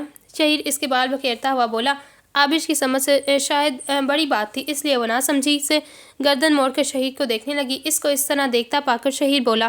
اچھا یہ چھوڑو، تم بس اتنا یاد رکھو کہ میں تمہارا وہی ماموں ہوں، ٹھیک ہے؟ پیار سے پچکارتے ہوئے بولا۔ سب لوگ انہی کی طرف دیکھ رہے تھے، تبھی شمیم داخل ہوتی نظر آئی۔ اس کے پیچھے ہی ہارون بھاگتا ہوا شہیر اور شہر بانو کی طرف آ گیا۔ شہیر نام کو کھینچ کر ادا کرتے ہوئے ہارون شہیر سے آ لگا۔ ہارون نام نہیں لیتے بڑوں کا۔ سکینہ بی نے خفگی سے اسے ٹوکا۔ ارے بی جان کوئی بات نہیں، جس طرح کرتے ہیں کرنے دیں۔ شہیر نے اسے اپنے ساتھ ہی بٹھا لیا۔ شمیم اکیلی چلتی ہوئی ان تک پہنچ چکی تھی۔ آج پہلی بار ہوا تھا کہ اس کے آنے پر کوئی کھڑا نہیں ہوا تھا، کسی نے اس کا دروازے میں استقبال نہیں کیا تھا، اور شمیم کو یہ بات بری طرح کھٹکی تھی۔ خیریت ہے؟ چھوٹی بیٹی کے آتے ہی بڑی بیٹی کو بھول گئے؟ سلام دعا کے بغیر ہی اس نے اس لہجے میں کہا کہ وہاں بیٹھے سب لوگوں کے چہروں کی مسکراہٹیں سمٹ گئیں۔ شہر بانو نے غضب سے مٹھیاں بھینچ لیں، لیکن اپنی مسکراہٹ گہری کر لی۔ وہ اپنی حاسد بہن کے سامنے کم سے کم اپنی ویرانی نہیں دکھانا چاہتی تھی۔ ارے کیسی باتیں کر رہی ہو؟ آؤ بیٹھو میں ادھر میری شہزادی۔ سکینہ بھی جلدی سے اس کے لیے جگہ بناتی بولی۔ ایک تکلف سے وہ بیٹھ گئی۔ شہر بانو یا شہیر سے ملنے کی زحمت اس سے نہیں کی تھی۔ شہر بانو نے شرمندگی سے شہیر کی جانب دیکھا۔ شہیر اس کی نظریں سمجھتا ہلکا سا مسکرا دیا، جیسے تسلی دی ہو کہ وہ ان باتوں کو اہمیت نہیں دیتا۔ اچھا میں آپ سب کے لیے کھانا لگاتی ہوں، بچوں آپ سب کمروں میں جاؤ۔ ختیجہ بیگم اٹھتے ہوئے بولیں۔ سب بچے فرمانبرداری سے کمرے کی طرف جانے لگے تو شہیر نے پیچھے سے ہارون کو آواز دی۔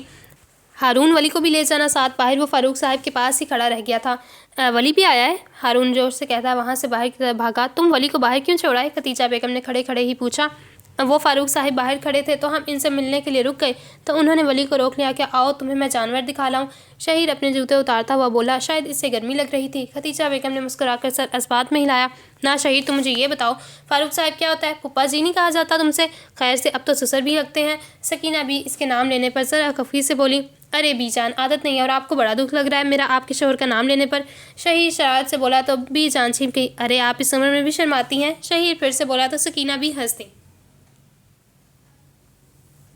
کوئی حال نہیں تمہارا شہیر۔ اچھا میں ذرا بھابھی کی ہیلپ کروا دوں، شہر بانو کہہ کر اٹھنے لگی جب شمیم نے اسے ٹوکا۔ ارے نئی نویلی دلہن ہو، کچن میں تھوڑی جاؤ گی ابھی؟ دلہن نہیں ہوں گی، مگر اس گھر کے لیے میں پرانی وہی شیری ہوں، بغیر کسی لچک کے کہتی وہ اٹھ کر کچن کی طرف چل دی۔ دیکھ لے شمیم، جب تو شادی کے بعد آئی تھی تو کتنے نخرے کیے تھے، توبہ توبہ، اور یہ شیری ہے اتنی سادہ میری بچی۔ سکینہ بھی شہر بانو کو مسکراتا دیکھ کر اندر تک سکون محسوس کر رہی تھی۔ شمیم ایک بار پھر کڑ کر رہ گئی۔ شہیر نے بہت غور سے اس کے چہرے کا ایک ایک زاویہ نوٹ کیا تھا۔ کوئی ہیلپ چاہیے؟ کچن کے دروازے سے جھانکتے وہ ختیجہ بیگم سے کہہ رہی تھیں۔ ہیلپ کو چھوڑو، تم مجھے یہ بتاؤ تم کیسی ہو؟ ختیجہ بیگم ساری چیزیں کچن کے ساتھ ہی بنے چھوٹے سے ڈائننگ روم میں رکھ رہی تھیں، اور شہر بانو کی نظریں ختیجہ بیگم کو تعقب کر رہی تھیں۔ میں ٹھیک ہوں، آپ کے سامنے ہوں، مجھے نظر آ رہا ہے، لیکن تم سے پوچھنا چاہ رہی ہوں شہیر اچھا ہے نا؟ ختیجہ بیگم مسکرا کر بولی۔ ان کے ہاتھ تیزی سے کام کر رہے تھے۔ جی بہت اچھے ہیں، عزت سے اور پیار سے بات کرتے ہیں، خالہ بھی بہت اچھی ہیں، بس بیمار رہتی ہیں۔ شہر بانو اپنی انگلی پر دوپٹہ لپیٹتے نظریں جھکائے بولی۔ ختیجہ بیگم نے رک کر اسے دیکھا اور پھر اس کے سامنے کھڑے ہو کر ایک انگلی سے اس کا چہرہ اونچا کیا۔ اداس مت ہو شیری، جتنا میں شہیر کو جانتی ہوں وہ بہت اچھا لڑکا ہے، وہ تمہاری ہر اداسی کو اپنی محبت سے خوشی میں بدل دے گا، وہ مسکرا کر شہر بانو سے کہہ رہی تھی۔ شہر بانو ہلکا سا مسکرا کر رہ گئی۔ کچھ دیر بعد ختیجہ بیگم ان سب کو کھانے کے لیے اندر لے گئیں۔ بھابھی بچے ہمارے ساتھ کھانا نہیں کھائیں گے؟ شہر بانو نے ختیجہ بیگم کو دیکھتے ہوئے کہا۔ نہیں، وہ بڑی بھی کہہ رہی تھی کہ بچے کو اندر ہی دے دوں، خواہ مخواہ شور کریں گے۔ ختیجہ بیگم شہیر کے لیے پلیٹ میں سالن نکالتے ہوئے بولی۔ शोर थोड़ी करते हैं, वो तो रौनक होते हैं घर की। शहीर मुस्कुरा कर खदीजा बेगम के सालन की प्लेट पकड़ता बोला, अल्लाह ऐसी रौनक जब तुम्हें देगा तब देखेंगे।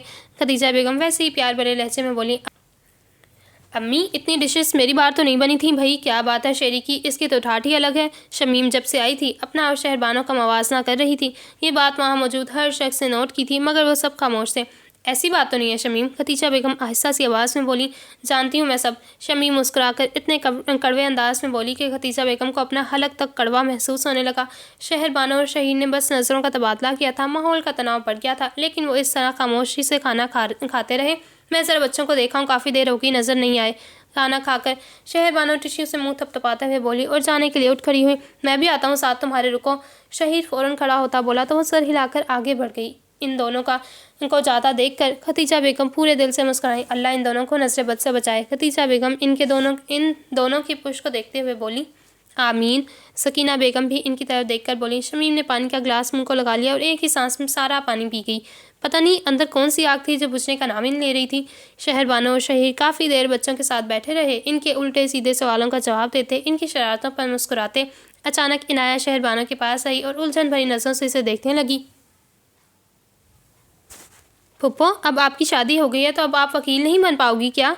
इसने बहुत ही मासूमाना अंदाज में कहा, लेकिन शहरबानो की मुस्कुराहट एकदम ही गायब हो गई। शहीर सामने बैठा हारून और वली की कुश्ती करवा रहा था, मगर सारा ध्यान शहरबानो पर था। इसने बहुत गौर से इसके तासुरात जांचे थे। हाँ वो नहीं, ऐसा नहीं है, बस अब दिल नहीं है। वो इनाया से इस तरह नजरें चुराकर बोली जैसे वो छोटी बच्ची इसका झूठ पकड़ लेगी। आंखों में नमी भरने लगी थी, हल्क में गिरहें भरने लगी थी। लेकिन आपका तो इतना दिल था ना पहले। इनाया इसके जवाब से मुतमईन नहीं हुई थी। अच्छा तुम जाओ, एजल के साथ खेलो, मैं भाभी के पास जाती हूँ। वो कहकर बड़े बड़े कदम उठाती बाहर आ गई थी। इसके ख्याल में शहीर ने कुछ नहीं सुना था, वो तो हारून और वली के साथ उलझा हुआ था। इनाया इधर आओ। शहीर ने शहरबानो के बाहर जाते ही इनाया को बुलाया, जो शहरबानो के इस तरह उठकर जाने पर मुंह बनाए इससे ज़्यादा देख रही थी। शहीर के बुलाने पर वो वापस मुस्कुराती शर्माती सी छोटे छोटे कदम उठाती इसकी तरफ जाने लगी। आपको किसने कहा कि आपकी फूफा वकील नहीं बनेगी? शहीर ने इनाया के बालों में हाथ फेरते हुए कहा। एजल भी उठकर शहीर के साथ बैठ गई, जबकि इधर हारून और वली अपनी मस्ती में एक दूसरे को हराने में लगे हुए थे। वो जब फूफा की शादी नहीं हुई थी ना, तो फूफा कहा करती थी कि मुझे वकील बनना है। इनाया बोलने लगी, जब एजल ने इसकी बात काट कर बोली, अरे ऐसे नहीं, ऐसे कहा करती थी कि अगर शहरबानो के नाम के साथ एडवोकेट ना लगा तो समझ लेना शहरबानो मर गई। अपनी तरफ से एजल ने शहरबानो की नकल की थी, मगर शहीर को इसके इस मासूमाना अंदाज पर बिल्कुल हंसी नहीं आई थी। फिर शहीर एजल की तरफ देखकर बोला, अभी फिर इनकी शादी हो गई है तो लड़कियां शादी के बाद थोड़ा पढ़ती हैं। एजल शहीर की तरफ देखकर ऐसे बोली जैसे अपनी तरफ से इसकी मालूमात में बहुत बड़ा इजाफा किया हो। आपको पता है मामू, फूफो सारी सारी रात पढ़ा करती थी, कहती थी कि मुझे वकील बनना है, मुझे वकालत से इश्क है। वैसे मामू ये इश्क क्या होता है? इनाया शहरबानो की कई दफ़ा दोहराई जाने वाली बात को दोहराते हुए आखिर में नासमझी से बोली। शहीर किसी गहरी सोच में इसका सवाल समझ नहीं पाया। एक तो इन दोनों ने कितना शोर डाला है। एजल शहीर की कुछ कहने से पहले ही उठी और हारून और वली के सिरहाने जाकर खड़ी हो गई। ये क्या जानवरों की तरह लड़े हो तुम दोनों? कमर पर हाथ रखकर वो गुस्से से बोली तो वली और हारून रुककर इसे देखने लगे। तुम्हें क्या मसला है? दोनों एक ज़ुबान होकर बोले थे। शोर हो रहा है। एजल फिर से वही अंदाज में बोली। शहीर इनको देखकर हल्का सा मुस्कुराया और बाहर की तरफ चला गया। पीछे इनकी नोक झोंक की आवाज़ आ रही थी, जिसमें अब इनाया की आवाज़ भी शामिल थी। शहरबानो तैयार हो जाओ, हमें निकलना है। शहीर सकीना बी के साथ बैठता हुआ बोला। शमीम पहले ही जा चुकी थी, इसकी सास की तबीयत ख़राब थी इसलिए। बीजान आप भी इजाज़त दें हमें। शहरबानो इसी नासमझी से देख रही थी कि आज उन्होंने रात इधर ही ठहरना था, इतनी जल्दी क्यों? सकीना बी ने माथे पर बल डालकर पूछा। काम आ गया एक ज़रूरी। सकीना बी का हाथ पकड़कर लबों से लगाते हुए वो हल्का सा मुस्कुराया। मैंने अभी तक भाभी से बैठकर कोई बात भी नहीं की। शहरबानो मुंह फुलाए बोली, अगले हफ्ते ले आऊँगा, लेकिन अभी जाना ज़रूरी है। शहरबानो को देखता वो इतनी मध्यम और हमवार आवाज़ में बोला कि बेइख्तियार शहरबानो अपनी नज़रें फेर गई। वो इस शख्स के सामने बेबस हो जाती थी। ठीक 10 मिनट बाद वो लोग गाड़ी में बैठे वापस जा रहे थे। वली जल्दी चला गया। दूर जाती गाड़ी को देखता हारून दुख से बोला, शुक्र है चला गया, वरना जंगली बने हुए थे तुम। एजल कहकर अंदर की तरफ भाग गई। हारून दान पीस कर रह गया। इतनी देर बाद वो वली से मिला था, वरना लड़कियों में रह रह कर तो वो बोर हो गया था, लेकिन वली जल्दी चला गया। सारा रास्ता खामोशी से कट गया। ना शहरबानो ने कोई सवाल किया, ना ही शहीर ने कोई वजाहत देना ज़रूरी समझी। इसे लगा था कि शायद शहीर शमीम के रवैये की वजह से यूँ रद्द-ए-अमल कर रहा है। तुम अंदर चलो, मैं वली का मूड ठीक करने के लिए इसे ज़रा घुमाने जा रहा हूँ। ये वो पहला जुमला था जो इसने हशमतपुर से वापसी पर बोला था, जब वो गाड़ी से उतर रही थी। शहरबानो ने इसे बेयकीनी के आलम में देखा और कार का दरवाज़ा ज़ोर से मारती घर के अंदर चली गई। پیچھے شہیر نے بغیر کسی بات کا اثر لیے گائے اسٹارٹ کرتے ولی کی طرف دیکھا جو اسی کی طرف شہربانوں سے بھی زیادہ بے یقینی سے دیکھ رہا تھا۔ شہیر مسکرا کر کار آگے لے گیا۔ ولی نے بھی کندھے اچکا دیے کہ جب الزام لگ ہی گیا ہے، موڈ بنا ہے تو بنا ہی لیتے ہیں۔ اس نے تقریباً عصر کے وقت شہربانوں کو گھر چھوڑا تھا اور اب رات کے 10 بج رہے تھے مگر وہ واپس نہیں آیا۔ شہربانوں نے غصے سے منہ پھلائے بیڈ پر بیٹھی کوئی کتاب پکڑ رکھی تھی، وہ پڑھ نہیں صرف الفاظ کا گھور رہی تھی۔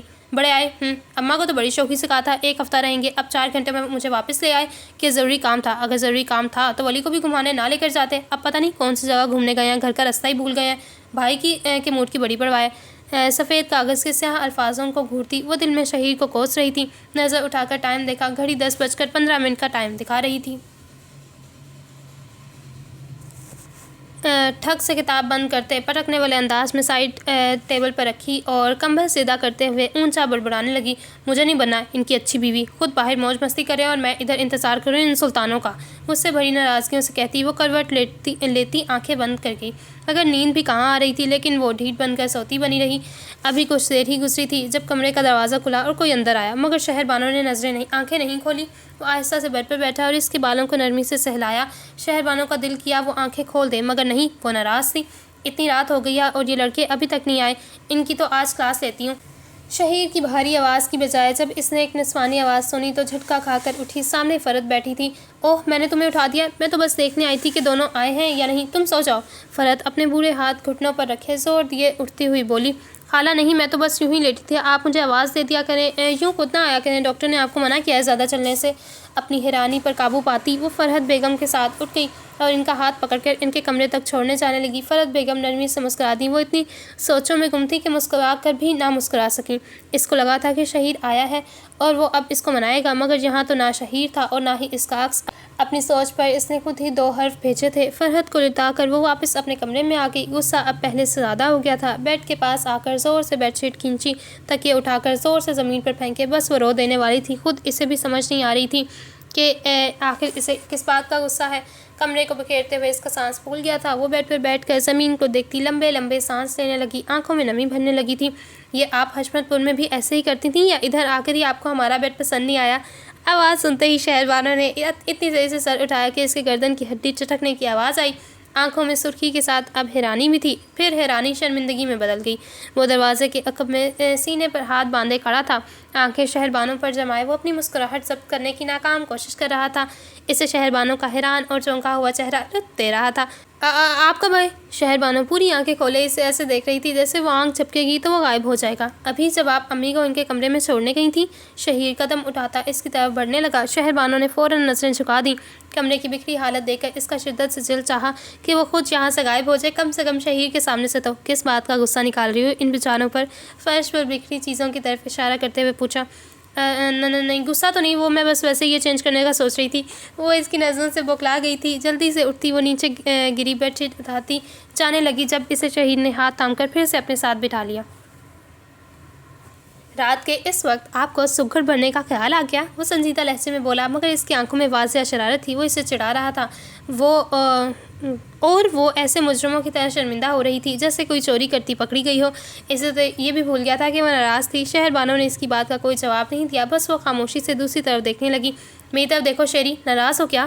شہیر اس کے ہاتھ کی پشت انگوٹھے سے سہلا رہا تھا۔ نہیں تو، شہربانو اتنی آہستہ بولی کہ اگر وہ سات نفی میں سر نہ ہلاتی تو شاید شہیر کو سمجھ بھی نہ لگتی۔ اچھا پوچھیں گی نہیں کہ میں کہاں تھا اتنی دیر؟ شہیر کے سوال پر وہ سر جھکائے لب کاٹنے لگی۔ اس کی خاموشی پر وہ پھر سے بولا، ایک کام تھا مجھے ضروری، بس اسی لیے لیٹ ہو گیا۔ اپنی پینٹ کی جیب سے ایک کاغذ نکالتے ہوئے بولا، ہاں ولی کو ساتھ لے جا کر کرتے ہیں نا آپ اپنے ضروری کام؟ اس نے کہا نہیں تھا، بس سوچا تھا۔ اچھا میں یہ بیڈ شیٹ صحیح کر لوں؟ وہ ایک بار پھر سے اٹھنے لگی مگر ولی نے اس کا ہاتھ نہیں چھوڑا۔ واپس بیٹھو تو صحیح بیگم، بات کرنی ہے ایک۔ شہیر کاغذ کی تہیں ایک ہاتھ سے کھولتا بولا، دوسرے ہاتھ میں ہنوز شہربانو کا ہاتھ تھامے ہوا تھا۔ میں یہ بکھیرا تو سمیٹ لوں۔ آپ نے کبھی بتایا نہیں کہ آپ کو وکیل بننے کا اتنا شوق تھا؟ شہیر اس کی بات کو نظر انداز کیے بولا۔ شہربانو کے چہرے کا رنگ ایک دم سفید ہوا جیسے کسی نے زور سے دل کو مٹھی میں لیا ہو۔ آپ کو کس نے کہا؟ وہ آج اسے بار بار حیران کر رہا تھا۔ عنایہ نے بتایا۔ نرمی سے اسے واپس بٹھاتے شہربانو آہستہ سا مسکرا دی۔ جی تھا شوق مگر خیر، سر جھٹک کر وہ بڑے حوصلے سے بولی، تو آگے آپ پڑھائی نہیں کریں گی وکالت کی؟ شہیر نے معمولی سے انداز میں پوچھا۔ شہربانو نے اسے ایسے دیکھا جیسے اسے شہیر کی دماغی حالت پر شک ہوا ہو۔ ابرو اچکا کر استحصائی انداز میں پوچھا، کیوں اب کیا ہے؟ شہیر ایسے بولا جسے خود کچھ معلوم ہی نہ ہو۔ شہیر، اب میری شادی ہو گئی ہے، کیسے پڑھ سکتی ہوں میں آگے؟ اسے واقعی شہیر کا سوال بے مطلب لگا تھا۔ یہ کیسا منطق ہے کہ شادی ہو گئی تو پڑھ نہیں سکتی؟ ہاں اگر اندھی ہو جاتی تو پھر تو کہا جا سکتا تھا ہاں نہیں پڑھ سکتی بیچاری، مگر اب تو اچھی بھلی ہو۔ شہیر مسکراہٹ دبائے اسے چڑھا رہا تھا۔ شہر بانو کی سمجھ میں کوئی جواب نہیں آیا تو کندھے اچکا دیے۔ تفتیش مکمل ہو گئی ہو تو کمرہ سمیٹ لوں ذرا؟ اس کے ہاتھ سے اپنا ہاتھ چھڑواتی بولی تو شہیر نے اس کے ہاتھ پر گرفت مضبوط کر دی۔ وکیل بنو گی؟ شہیر اس کی آنکھوں میں دیکھتا بولا۔ شہر بانو کو اپنی سماعتوں پر یقین نہیں ہوا۔ سوال اتنا غیر متوقع تھا کہ اسے یہ بھی سمجھ نہیں آیا کہ وہ رد عمل کیا دے۔ شہیر اس کے چہرے سے نظر ہٹا کے اس کے بکھرے بالوں کی طرف دیکھتا۔ لمبے بال کمر پر بکھرے ہوئے تھے، کچھ رٹیں چہرے پر گری تھیں۔ شہیر نے ہاتھ بڑھا کر چہرے پر آئے بال کان کے پیچھے عرصے۔ مجھے جب پتہ چلا کہ میری بیوی وکیل بننا چاہتی ہے اور میری وجہ سے نہیں بن پائی تو مجھے برا لگا کہ میں تمہارے راستے کا روڑا بن گیا۔ وہ اب اس کی آنکھوں میں دیکھتا کہہ رہا تھا۔ شہر بانو مجسمہ بنی سے سن رہی تھی۔ تمہیں آج کیا اور تمہارا لاء کالج میں ایڈمیشن کروا کر آ گیا۔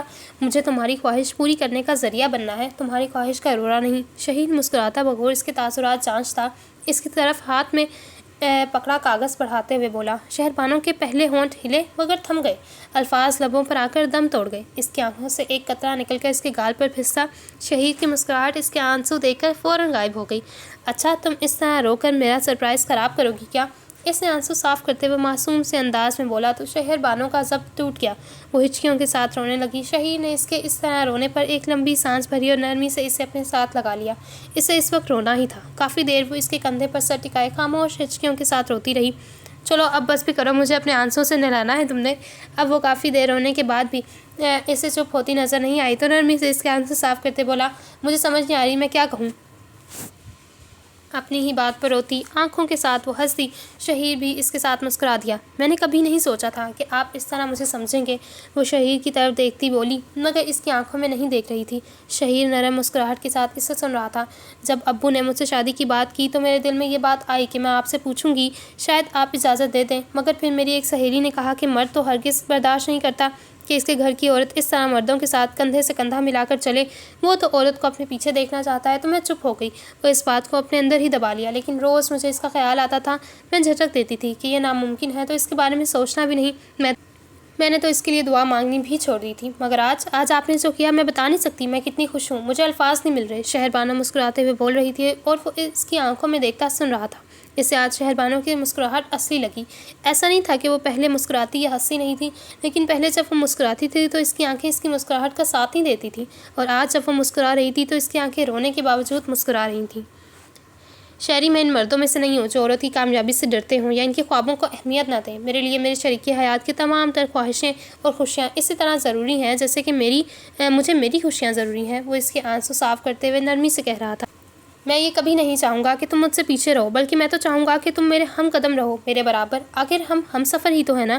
میں تمہارے راستے میں آنے والے کانٹے سمیٹ لوں گا، بس تم مجھے اپنے راستے کا کانٹا ہرگز مت سمجھنا۔ شہیر شکریہ، وہ اتنے جذب سے بولی کہ شہیر کا دل کیا وہ ہمیشہ ایسے ہی بولتی رہے۔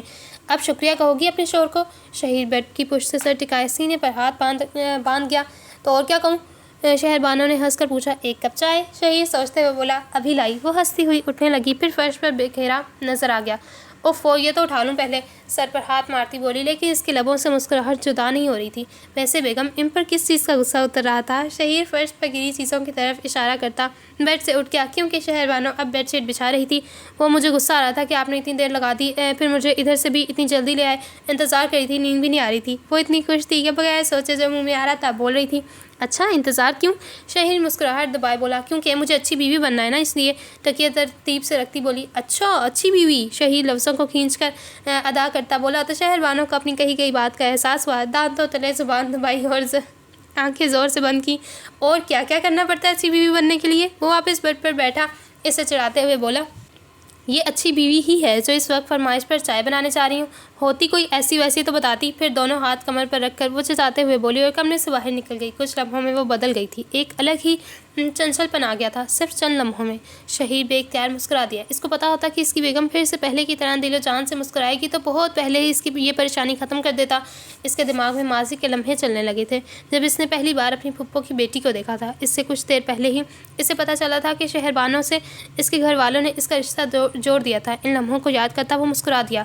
معجزہ ہی لگتا تھا سب کچھ۔ 10 साल बाद। जल्दी करो, इतनी देर क्यों लगा रही हो? हारून गाड़ी के दरवाजे से टेक लगाए उकताया हुआ बोला। स्याह प्लेन शर्ट और पैंट पहने, पैरों को कैंची की सूरत बंद किए खड़ा था। क्लीन शेव, भूरी आंखों पर चश्मा लगाए, बाल सलीके से पीछे की तरफ किए हुए, कलाई पर स्मार्ट वॉच और हाथ में पकड़ा कॉफ़ी का कप। वो पहली ही नज़रों में आ जाता था। दूर खड़ी एजल ने मुड़कर इसकी तरफ देखा और हाथ उठाकर 5 मिनट का इशारा किया। हारून झंझला गया। वो पिछले आधे घंटे से खड़ा था और वो पिछले आधे घंटे से इसे इसी तरह 5 मिनट कह रही थी। वो इसकी पुश को देख कर रह गया। इसके सर पर दुपट्टा था, लेकिन इसके भूरे बाल इस दुपट्टे के नीचे से भी नजर आ रहे थे। इसकी सियाह आंखें शफाफ पानियों जैसी थीं, चमकदार और ज़हीन। कद में वो हारून के कंधे तक आती थी। वो 18 साल की थी और बहुत चंचल थी। तकरीबन मज़ीद 15 मिनट के बाद वो आई और लटका हुआ मुँह लेकर कार के अंदर बैठ गई। हारून अल्लाह का शुक्र करते गाड़ी में बैठा और कार स्टार्ट करते आगे बढ़ा दी। तुम्हारा मुँह क्यों बना हुआ है? बनना तो मेरा चाहिए, पूरा घंटा खड़ा रहा हूँ मैं। कुछ नहीं हुआ, अगर इंतज़ार करना पड़ गया तुम्हें। आखिरी दिन था मेरा आज कॉलेज का। एजल चिढ़कर बोली। तो क्या हुआ, इसमें मुंह बनाने वाली क्या बात है? शुक्र करो जान छूटी। हारून मुस्कुराकर बोला। पता नहीं फिर कब मिलेंगे हम सब। एजल उदासी से बोली तो हारून सड़क से नजरें हटाकर इसकी तरफ देखने लगा। कौन सब? मेरी दोस्तें और कौन? एजल इसके बेकार के सवालों का जवाब नहीं देना चाहती थी, तभी उकताए हुए बोली। तो तुम इतनी उदास क्यों हो रही हो? हारून कहका लगाते हुए बोला। तुम अपने काम से काम रखो, आया बड़ा। एजल शीशे से बाहर देखने लगी। वैसे तुमसे 5 साल बड़ा हूँ, तुम्हें नहीं लगता तुम्हें थोड़ा लिहाज करना चाहिए? हारून आज खामोश होने के मूड में तो बिल्कुल भी नहीं था। जब कोई बड़ों वाला काम करो तब कहना, अभी चुप कर जाओ। एजल हनूस बाहर देखते हुए बोली। चलो एक काम करते हैं, तुम अपनी दोस्त की शादी मुझसे करवा दो, फिर वो तुम्हारे पास आ जाएगी। हारून अपनी तरफ से बहुत समझदार अंदाज में मशवरा दे था। तुम्हें जहर ना दे दूँ? एजल इसकी बेतुकी सी बात पर तब गई थी। लो जी, कॉलेज खत्म हुआ है और तुम ऐसी सड़ी बैठी हो जैसे पता नहीं किसने गुर्दा निकाल लिया हो तुम्हारा। हारून बाज आने वालों में से कहाँ था। हारून कैसे कर लेते हो तुम ये? एजल पूरी इसकी तरफ घूमी। क्या ये जो बकवास तुम किए जा रहे हो? एजल ऐसे बोली जैसे वाकई जाना चाहती हो। कुदरती टैलेंट है। हारून बगैर असर लिए अपने फर्जी कॉलर झाड़ता हुआ बोला। एजल ने बेबसी भरी नज़र से देखा और वापस बाहर देखने लगी। इस शख्स को शर्मिंदा करना ऐसा ही था जैसे दीवार में सर मारना। वो मुकम्मल और मुतमईन धीर था। वो पूरे रास्ते बोलता रहा, कभी वो चिढ़ जाती तो कभी नज़रअंदाज कर देती। तकरीबन घंटे बाद वो गांव पहुंच चुके थे। एजल गाड़ी से उतरकर फारूक मंजिल की जानिब चल दी। हारून भी इसके पीछे ही अंदर आ गया। तुम किधर? इसको अंदर आता देखकर एजल ने एक नागवार नज़र इस पर डाली। नहीं, अभी वो वक्त नहीं आया। हारून इसके पास से गुजरता हुआ बोला। कौन सा? इसके इस उल्टे जवाब पर वो नासमझी से इसकी तरफ देख कर बोली। हारून आगे जाकर रुक गया और जब वो करीब आई तो हल्की आवाज़ में सरगोशी करता हुआ बोला। वो वक्त जब मैं तुम्हारे पीछे पीछे फिरूंगा, इसलिए ये खुशफहमी निकाल दो, नानों से मिलने जा रहा हूँ। वो इसकी आंखों में देखता ऐसी ढिठाई से बोला कि एजल एक पल के लिए गंग रह गई। हारून कह के आगे बढ़ गया और वो इस पुष्प को देखती रही। पता नहीं ये इंसानों की तरह सीधी बात करना कब सीखेगा। एक खतरनाक निगाह इस पर डालती हुए अपने कमरे में चली गई। फुप्पो, आपको पता है आज यूनिवर्सिटी में क्या हुआ? शहर बानो किचन में खड़ी काम कर रही थी। आज इससे कोर्ट नहीं जाना था। इनाया हमेशा की तरह इसके पास खड़ी, एक हाथ में किताब पकड़े और शेल्फ के साथ टेक लगाकर खड़ी थी। ये इनका मामूल था। जब से इनाया यूनिवर्सिटी जाने लगी थी, वो शहर बानो के यहाँ रहा करती थी। हॉस्टल के झंझट में वो खुद को नहीं पढ़ना चाहती थी और शहर बानो ने भी सख्ती से कह दिया था कि जब तक इसकी यूनिवर्सिटी है वो इसकी तरफ ही रहेगी। शहीर काम की मसरूफियत की वजह से ज़्यादा देर घर से बाहर ही रहता था और वली तो खुद कभी हफ्ते में एक दफ़ा आता था, लेकिन इनाया के आने के बाद वो 10 महीनों में एक बार ही आया करता था। क्या हुआ आज? शहर बानो हांडी में चमचा हिलाते हुए बोली। पूरे किचन में खाने की खुशबू फैली हुई थी। शहर बानो ने हाथ बढ़ाकर किचन की खिड़की खोल दी तो खुशबू घर में भी फैलना शुरू हो गई। एक भी क्लास नहीं हुई। सारा दिन रूहों की तरह फिरती रही मैं। मुंह बनाकर किताब को हवा में हिलाते हुए बोली। तो मुझे कॉल कर देती, मैं तुम्हें लेने भेज देती वली को। शहर बानो आम से अंदाज में बोली और शेल्फ पर पड़ी चीज़ें तरतीब से रखने लगी। इसने इनाया की तरफ नहीं देखा था, वरना इसकी होशियार नज़रें एक लम्हे में इसके चेहरे से वो तासुरात पढ़ लेती जो वली का नाम लेने से इसके चेहरे पर आ जाते थे। वली आया हुआ है क्या? इसने धीमे से अंदाज में पूछा। हाँ, आज सुबह आया। कह रहा था इस बार 1 हफ्ते के लिए आया है, वरना कहाँ इसकी ट्रेनिंग से टाइम मिलता है इसको। आकर कुछ देर बैठा, फिर सोने चला गया। अभी तक सो रहा होगा। शहर बानो किचन इधर से उधर जाती, छोटे छोटे काम करती इसको जवाब दे रही थी। इनाया की नज़रें झुक गई थीं। अब वो फर्श को देख रही थी। जब इस फर्श पर इसके पाँव नजर आए, वो कदम कदम चलता किचन की तरफ आ रहा था। इनाया ने इसकी हर बढ़ते कदम के साथ अपने दिल की धड़कन को बढ़ते महसूस किया। भाभी, पूरे घर में खुशबू बिखेर कर रखी है आपने तो, भूख लग गई मुझे। वो स्याह ट्राउजर्स पर नीले रंग की ढीली सी टी शर्ट पहने किचन के दरवाजे में दीवार के सहारे खड़ा था। चेहरा धुला हुआ था, बाल बिखरे बिखरे से, गोया वो अभी सोकर उठा था। इसके चेहरे पर हल्की भी बड़ी शेव थी। शहीर की जैसी कथई आंखें और इसकी जैसी ही जिसामत। बस वो शहीर के मुकाबले में कम बोलता था, कम मुस्कुराता था। अस्सलाम वालेकुम। इनाया की तरफ देखकर सलाम किया। इनाया ने एक नज़र उठाकर इसे देखा और फ़ौरन नज़रें झुका दीं। वली इनाया के बिल्कुल सामने खड़ा था और शहरबानो सिंह के पास खड़ी बर्तन रख रही थी। वो इसे बस सलाम किया करता था और वो हमेशा की तरह बगैर जवाब दिए एक नज़र देखकर आंखें झुका देती थी। हाँ तो लगनी ही है, इतनी देर से सोए हुए हो। शहरबानो हल्का सा मुस्कुरा कर बोली। और कितना टाइम लगेगा खाने में? वो इनाया की तरफ देखते शहरबानो से पूछ रहा था और इनाया फर्श को देखते हुए अपने होंठ काट रही थी। शहरबानो की इन दोनों की तरफ पुश थी। शहीर आने वाला है, थोड़ा सब्र कर लो, साथ में ही खाना खाएंगे फिर। जो आपका हुक्म। वो सीने पर एक हाथ रखता सर को हल्का सा खम देकर बोला और किचन से बाहर चला गया। कुछ देर और खड़ा रहता तो इनाया की झुकी गर्दन ज़मीन को लग जाती। सोच रही हूँ इसकी शादी कर दें, अच्छा इस उम्र में शादी हो जाए इसकी। शहरबानो अब डाइनिंग टेबल की कुर्सी खींचकर बैठते हुए बोली। इनाया का दिल डूब कर उभरा। थक जाओगी खड़ी खड़ी, बैठ जाओ इधर आकर। वो कब से एक ही अंदाज में खड़ी थी। शहरबानो इसके लिए एक कुर्सी खींचते हुए बोली। वो बोझल कदमों से चलती हुई आकर बैठ गई। शहीर कह रहे थे कि इसके लिए एक लड़की देखी है। शहरबानो मेज़ पर कोहनी रखते चेहरा हाथ पर टिकाए बोली। अच्छा। इनाया मध्यम आवाज़ में बोली। मुझे कह रहे थे कि 1-2 दिन में लड़की वालों से बात कर लूँ। वो इनाया को देखती आम से अंदाज में कह रही थी। इनाया गोद में रखे अपने हाथों को देख रही थी। सही, तो फिर क्या ख्याल है तुम्हारा? शहरबानो अपनी मुस्कुराहट दबाते हुए बोली। मेरा क्या ख्याल होना है, आप जब मर्जी चले जाए, मैं तो यूनिवर्सिटी होती हूँ तो मेरा तो कोई मसला नहीं है। मुना समझी से सर उठाकर कंधे उचकाकर बोली। तुम्हें कोई एतराज़ नहीं है? शहरबानो फिर से इसके अंदर तक झांकती बोली। मुझे किस बात का एतराज़ होगा पुप्पो? शहरबानो की नज़रों में इससे खाइफ हुई बोली। तुम्हारे रिश्ते की बात करेंगे तो तुमसे तो पूछना लाजमी है ना, तुम्हें कोई एतराज़ तो नहीं है ना? शहरबानो ने इसके सर पर गोया पानी का जग उंडेल दिया हो। इतनी हैरान थी कि इसे समझ नहीं वो रद्द-ए-अमल क्या दे। फुप्पो, इसके लबों से बस इतना अदा हुआ था।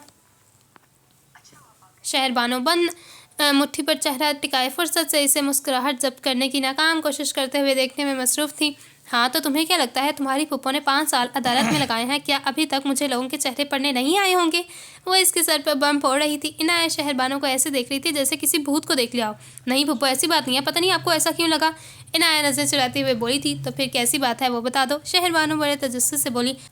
फूफो, कैसी भी बात नहीं है, आपको जहाँ करना है वली का कर दें। इसने न जाने कहाँ से इतनी हिम्मत जमा की, कहकर वो कुर्सी से उठकर जाने लगी। शहरबानो ने इसका हाथ पकड़कर रोका। अगर तुमसे कर दें तो फिर कोई एतराज़ तो नहीं होगा ना तुम्हें? शहरबानो इतना आराम से बोली जैसे इसे खाने के बारे में पूछ रही हो। इनाया कुछ पल तो शहरबानो का मुंह देखती रह गई। इस औरत के लिए हर बात करना कितना आसान क्यों था? पता नहीं फुप्पो, आप बाबा से पूछ लें। इनाया कहते हुए हल्का सा मुस्कुराई और हाथ छुड़वाकर अपने कमरे की तरफ तकरीबन भागते हुए चली गई। शहरबानो पीछे से एक नरम मुस्कुराहट के साथ इसे देखने लगी। वो कल ही शहीद के साथ जाकर ये मसला हल कर देगी। लाउंज में बैठे वली ने दिलचस्पी से इनाया को कमरे में जाते हुए देखा। इसके लब मुस्कुराहट में ढल गए। पागल, दिल ही दिल में इसे एक किताब से नवाजा। वो अपने लिए इनाया की पसंदीदगी से वाकिफ़ था। खुद इसका इनाया के बारे में भी क्या ख्याल था वो खुद नहीं जानता था, लेकिन जब भी वो इसे अपने सामने आ जाने पर शर्माता हुआ देखता तो इसके दिल में एक अजीब एहसास पैदा होता था जिसे वो कोई नाम नहीं दे पाया था। अगले दिन शहरबानो शहीर इनाया के साथ हशमतपुर गए थे। इनाया का चेहरा अलग ही खिला खिला सा था। शहरबानो बड़े गौर से इसका चेहरा देख रही थी, जबकि शहीर खामोशी से ड्राइव कर रहा था। इसका चेहरा काफ़ी संजीदा था। शहरबानो ने एक नज़र शहीर की तरफ देखा। इसके चेहरे पर संजीदगी की लकीरें इसे परेशान कर रही थीं। इनाया, तुम अंदर जाओ, मैं शहीर के साथ आती हूँ। फारूक मंजिल के सामने गाड़ी रुकी तो शहरबानो हल्की मुस्कुराहट के साथ पीछे मुड़कर बोली। इनाया अस्बात में सर हिलाकर बाहर चली गई। शहीर, आप इतना ना सोचें, सब ठीक हो जाएगा। शहरबानो इसके बाजू पर नरमी से हाथ फेरते हुए बोली। मैं जानता हूँ, मगर शहरी अपने ख़ानदान का बंदा इस तरह मुकाबिल आ जाएगा, मैंने सोचा नहीं था। इसने थकान से गाड़ी की पुश पर सर टिका दिया। फ़िलहाल आप इस चीज़ को मत सोचें शहीर, अभी हम वली और इनाया के लिए आए हैं। ये मसला हम वापस जाकर मिलकर सोचेंगे, कोई हल निकाल लेंगे हम। वो इसकी आंखों में देखती धीरे से बोल रही थी। शहीर की कथई आंखों में इसको देखकर एक नरम सा तासुर आ गया। मुझे यकीन है आप पर, आप सब सही कर लेंगे। शहीर के तासुरात नॉर्मल होता देखकर वो गहरा मुस्कुराकर बोली। शहीर ने हल्के से इसका अपनी बाजू पर रखा हाथ थपथपाया। थैंक यू शेरी। बदले में शहरबानो खिलकर मुस्कुरा दी और वो दोनों गाड़ी से निकलकर अंदर जाने लगे। तकरीबन 1 घंटा बाद वो सब लोग सहन में बैठे हुए थे। शमीम बेगम भी वहीं मौजूद थी। खतीजा बेगम हमेशा की तरह किचन में सबके लिए चाय बना रही थी। पहले की निस्बत इनका वज़न काफ़ी बढ़ गया था और चेहरा काफ़ी मुरझा गया था। शायद वजह इनका वो बच्चा था जो 2 साल पहले हुआ था। खतीजा, आ जाओ, सब बुला रहे हैं। हमाद साहिब किचन के दरवाजे पर रुके। खतीजा बेगम को पुकारते हुए बोले। सफ़ेद कमीज़ शलवार में बहुत आरामदाह से लग रहे थे, जैसे छुट्टियों पर घर आए हों। जी बस ये चाय लेकर आती हूँ। दोनों हाथ शेल्फ पर रखे वो चाय की तरफ देख रही थी। उन्होंने हमाद साहिब की तरफ नहीं देखा था। رضیہ کو بول دو، وہ کر لے گی یہ کام۔ حماد صاحب ان کے چہرے کی طرف غور سے دیکھتے بولے۔ خدیجہ بیگم نے کوئی جواب نہیں دیا۔ حماد صاحب آگے بڑھے اور ان کا ہاتھ پکڑ کر باہر لے جانے لگے۔ ارے مجھے کسی کو چائے کا تو کہہ لینے دیں، خدیجہ بیگم جلدی میں بولی تو خدیجہ بیگم کا ہاتھ پکڑے باہر کی طرف جاتے حماد صاحب نے پیچھے مڑ کر چولہے کا برتن بند کر دیا۔ نہیں لینی چائے، اب چلے میرے ساتھ، تھوڑا خفگی سے بولے اور اسی طرح ہاتھ پکڑے ان کے ساتھ باہر آگے جہاں سب بیٹھے تھے۔ عصر کا وقت تھا، سارے صحن میں چھاؤں تھی، وقفے سے ساتھ ہوا کا جھونکا چلتا اور سارے صحن میں ہوا کی سنسناہٹ سی پھیل جاتی۔ جب حماد صاحب خدیجہ بیگم کا ہاتھ پکڑے باہر آئے، خدیجہ بیگم سب کی موجودگی میں اس طرح آنا عجیب لگا۔ انہوں نے نرمی سے اپنا ہاتھ حماد صاحب کے ہاتھ سے الگ کر لیا۔ چلتے ہوئے وہ ایک کرسی پر بیٹھ گئیں۔ شمیم نے بہت غور سے یہ دیکھا۔ دل میں ایک حسرت پھر سے تازہ ہوئی، حسد کی چنگاری پھر سے سلگ اٹھی۔ حماد صاحب آگے بڑھ کر فاروق صاحب کے ساتھ بیٹھ گئے۔ شمیم اور سکینہ بھی ایک چارپائی پر بیٹھی، جبکہ ایک طرف شہر بانوں کے ساتھ شہیر بیٹھا ہوا تھا۔ شہیر فاروق صاحب کے ساتھ کوئی سیاسی مسئلہ چھیڑے ہوئے تھا۔ شہر بانو خاموشی سے ان کی باتیں سن رہی تھی، کبھی کچھ ضروری لگتا تو اپنی رائے دے دیتی۔ شمیم اور سکینہ بیگم مدھم آواز میں نہ جانے کون سی باتیں کر رہی تھیں۔ اچھا اب چھوڑیں یہ باتیں، جو ہم بات کرنے آئے ہیں وہ کریں، شہر بانو نے شہیر کی طرف دیکھ کر کہا تو وہ سر اس بات میں ہلا کر مسکرا دیا۔ ہاں بھائی شہر بانو، مجھے فون پر بھی بتایا تھا کہ کوئی ضروری بات کرنی ہے، سب خیر تو ہے نا؟ فاروق صاحب سیدھے ہو کر بیٹھے بولے۔ کہیں حصہ تو نہیں مانگنا؟ شمیم جو عجیب نظروں سے شہر بانو کی طرف دیکھ رہی تھی تنزیہ سا بولی۔ شہیر نے ایک بے بس سی نظر شہر بانو پر ڈالی۔ نہیں ایسی کوئی بات نہیں ہے، اللہ میرے ابو کو سلامت رکھے، ان کی زندگی میں مجھے کوئی حصہ نہیں چاہیے، حصہ لینا ہوتا تو آپ کی طرح میں شادی کے 6 مہینے بعد ہی آ جاتی، لیکن فی الحال مسئلہ یہ نہیں ہے، کوئی اور ہے، مسکرا کر کہتی وہ شمیم کو آگ لگا گئی تھی۔ شہیر دل ہی دل میں اپنی بیگم کا وکالت کا تجربہ یہاں جھاڑتے دیکھ خوش ہوا تھا۔ خدیجہ بیگم نے افسوس سے شمیم کی طرف دیکھا، وہ شہر بانو سے نہ جانے کون سا مقابلہ کرنا چاہتی تھی جو ختم ہونے کا نام ہی نہیں لے رہا تھا۔ شمیم کچھ کہنے کے لیے بولنے لگی کہ پہلے ہی حماد صاحب مسکرا کر بولے۔ جان گئے تھے کہ شہر بانو کی بات شمیم کبھی برداشت نہیں کرے گی اور ماحول کو بگڑنے سے بچانے کی خاطر انہیں بولنا ہی تھا۔ ارے اپنی بہنوں پر تمہیں ساری جائیداد وار کر پھینک دوں؟ شمیم زبردستی مسکرا دی۔ اب حماد کا اتنا تو روب تھا کہ وہ اپنی زبان کو تھوڑا قابو میں رکھ لیتی۔ اچھا کیا بات کرنی تھی تم نے؟ سکینہ بھی شہر بانو سے کہتی ہوں اونچا سا بولی۔ بات بھی کرتی ہوں، پہلے بھابھی آپ تو ادھر آئیں، میرے پاس بیٹھے۔ وہ چلتی ہوئی خدیجہ بیگم کو لیے اپنی جگہ پر بیٹھ گئی۔ خدیجہ بیگم ہلکا سا مسکرائے۔ اب بتا بھی دو کیا بات ہے؟ خدیجہ بیگم کے کہنے پر شہیر اپنا گلا صاف کرتا ہوا بولا۔ ہم ولی کے رشتے کے لیے آئے ہیں، ہم آپ سے ولی کے لیے عنایہ کا ہاتھ مانگنا چاہتے ہیں۔ اس نے اتنا براہ راست کہا تھا کہ ایک پل کے لیے تو شہر بانو بھی حیران ہو گئی۔ بغیر کسی قسم کی تمہید کے اتنا براہ راست طریقے سے بھلا کوئی رشتے کی بات کرتا ہے؟ صحن میں بیٹھے سبھی افراد دنگ رہ گئے تھے، کسی نے بھی یہ بات نہیں سوچی تھی۔ اب یہ بات کر دی گئی تو کسی کی سمجھ میں نہیں آ رہا تھا کہ کیا رد عمل دیں۔ خدیجہ بیگم نے سمجھی سے پہلے شہر بانو کی طرف دیکھا، پھر حماد صاحب کی طرف، ان کے چہرے بھی وہی حیرانگی کے تاثرات تھے۔ شہر بانو نے تادیبی نظروں سے شہیر کو دیکھا کہ یہ کوئی طریقہ ہے بات کرنے کا؟ شہیر اپنی ضرورت سے زیادہ سیدھی بات کرنے پر دوبارہ بولا۔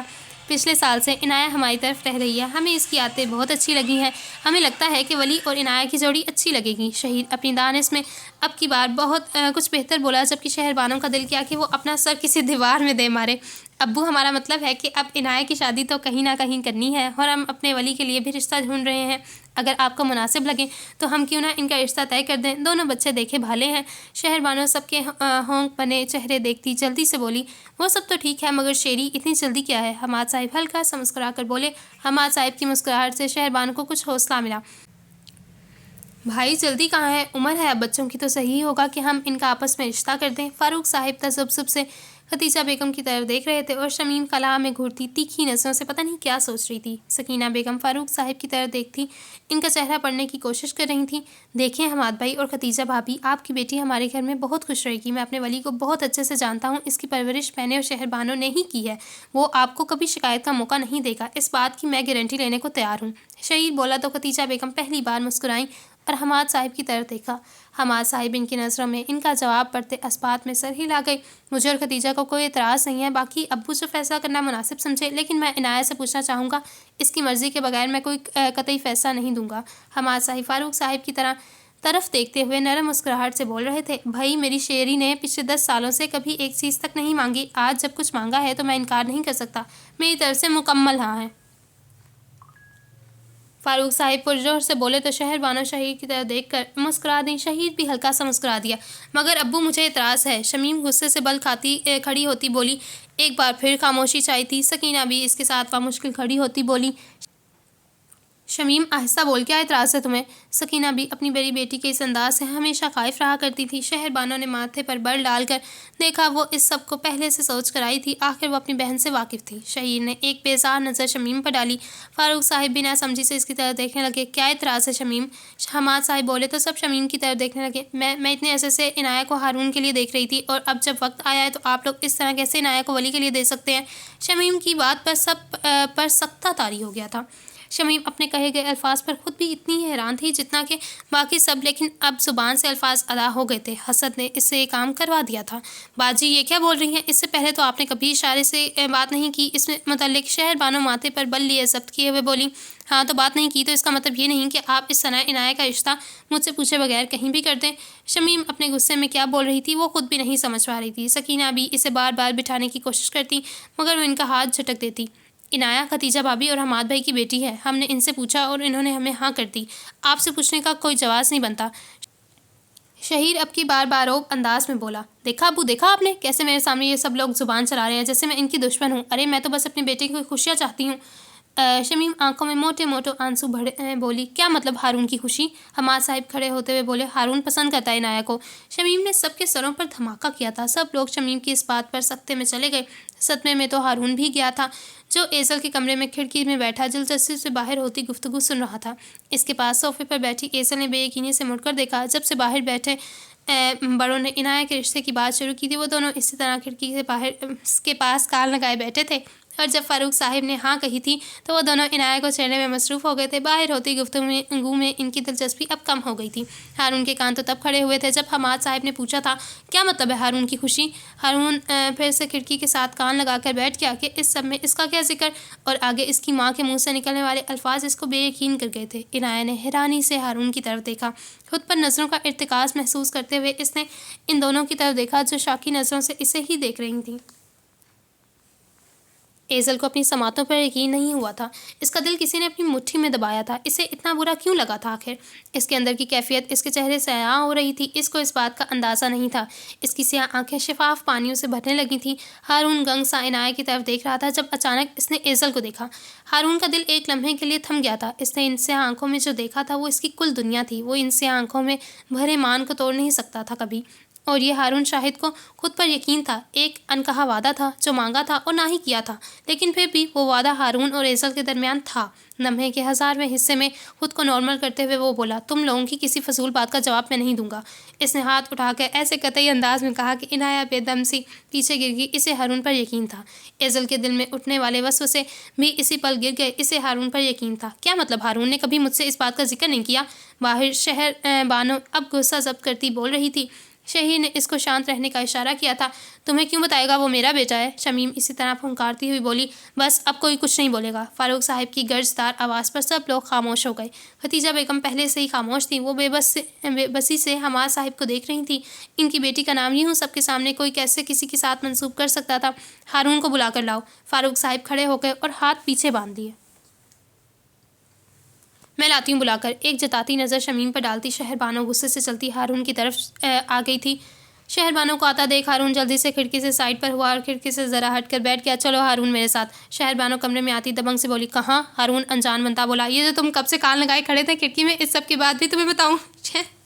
شہر بانو کمر پر ہاتھ رکھے کھا جانے والی انداز میں بولی۔ چلتا ہوں، میری ماں کا غصہ تو نہ اتارے مجھ پر۔ ہارون خسیانہ ہو کر اٹھتا بولا۔ دعا کرنا میرے لیے، ناکردہ جرم کے الزام میں عدالت پیش ہو رہا ہوں۔ باہر جاتے ہوئے وہ مظلوم سا منہ بنا کر بولا تو ایزل کو اس صورتحال پر بھی ہنسی آ گئی۔ شہر بانو نے دھیمے سے پلکیں جھپکا کر عنایہ کو تسلی دی، وہ سب ٹھیک کر دے گا۔ ہارون باہر جاتے ہوئے بالکل سنجیدہ ہو چکا تھا۔ شہیر نے ایک نظر اس کے سنجیدہ چہرے کی طرف دیکھا اور سکون سے پیچھے ہو گیا۔ وہ جانتا تھا یہ سب بس شمیم کا رنگ میں بھنگ تھا اور ہارون کے تاثرات اس پر مہر تھے۔ ہارون کھڑا ہو گیا۔ باقی سب لوگ بیٹھ گئے۔ اب بس ہارون اور فاروق صاحب کھڑے تھے۔ ہارون، کیا تم عنایہ کو پسند کرتے ہو؟ فاروق صاحب بغیر کسی لگی لپٹی کے بولے۔ ختیجہ بیگم نے امید اور خوف کے ساتھ اسے دیکھا۔ کہیں اس نے ہاں کر دی تو؟ ہارون نے ایک نظر اپنی ماں کی طرف دیکھا۔ وہ التجائیہ نظروں سے اسے دیکھ رہی تھی۔ ہارون نے اپنی نظریں پھیر لیں۔ بلا شبہ سے اپنی ماں سے محبت تھی، مگر ان کی محبت میں وہ صحیح اور غلط کبھی بھی نہیں بھولا تھا۔ نہیں نانا جان، عنایہ بالکل میرے لیے ردا جیسی ہے، میں نے کبھی ایسا کچھ بھی نہیں سوچا۔ شہر بانو نے گردن اکڑا کر شمیم کی طرف دیکھا۔ وہ جو مرضی کر لیتی، لیکن وہ اپنی اولاد کے معاملے میں بے بس تھی۔ شمیم نے ضبط سے مٹھیاں بھینچ لیں۔ خدیجہ بیگم کے تنے اعصاب ڈھیلے ہو گئے۔ وہاں موجود سب کو ہارون پر یقین تھا، اور وہ اس یقین کا اہل بھی تھا۔ شمیم، تم اب کیا کہو گی؟ فاروق صاحب نے شمیم سے پوچھا تو وہ آنسو آنکھوں میں بھرتی ہوئی بولی، میں نے تو بس اپنے بھائی کی بیٹی کو اپنی بیٹی بنانا چاہا تھا۔ آپ سب کو جو سمجھنا ہے سمجھ لیں، بالکل بیٹی ہی بنانا تھا آپ نے، جن کو بچپن سے لے کر اب تک آپ کی وجہ سے بیٹی ہونے پر افسوس کرنا پڑا تھا۔ شہر بانو بے خوفی سے بولی تھی۔ حماد چونک کر شہر بانو کی طرف دیکھ رہے تھے۔ ابھی اس نے کیا کہا؟ اس کی بیٹیاں؟ ان کے کچھ کہنے سے پہلے ہی فاروق صاحب نے تنبیہ کی، شہر بانو، میں ابھی بول رہا ہوں۔ فاروق صاحب اس کا پورا نام کبھی کبھی ہی لیتے تھے، مگر جب لیتے تھے تو شہر بانو خاموش ہو جاتی تھی۔ حماد، فاروق صاحب حماد کی طرف دیکھتے ہوئے بولے، جی ابو، میری ایک بیٹی عنایہ کا ہاتھ مانگ رہی ہے اور دوسری بیٹی تمہاری بیٹی کو اپنی بہو بنانا چاہتی ہے، کیا تمہیں منظور ہے؟ فاروق صاحب کی بات پر سب لوگ حیران رہ گئے۔ ابو، یہ کیسے ممکن ہے؟ خدیجہ بیگم آہستہ سے آواز میں بولی، کیوں ممکن کیوں نہیں ہے؟ تمہاری صرف ایک بیٹی تھوڑی ہے، اللہ کی رحمت سے 4 بیٹیاں ہیں۔ عنایہ کے لیے ولی اور ایزل کے لیے ہارون کا رشتہ میں اپنی دونوں بیٹیوں کی طرف سے تمہارے سامنے رکھتا ہوں، کیا تمہیں منظور ہے؟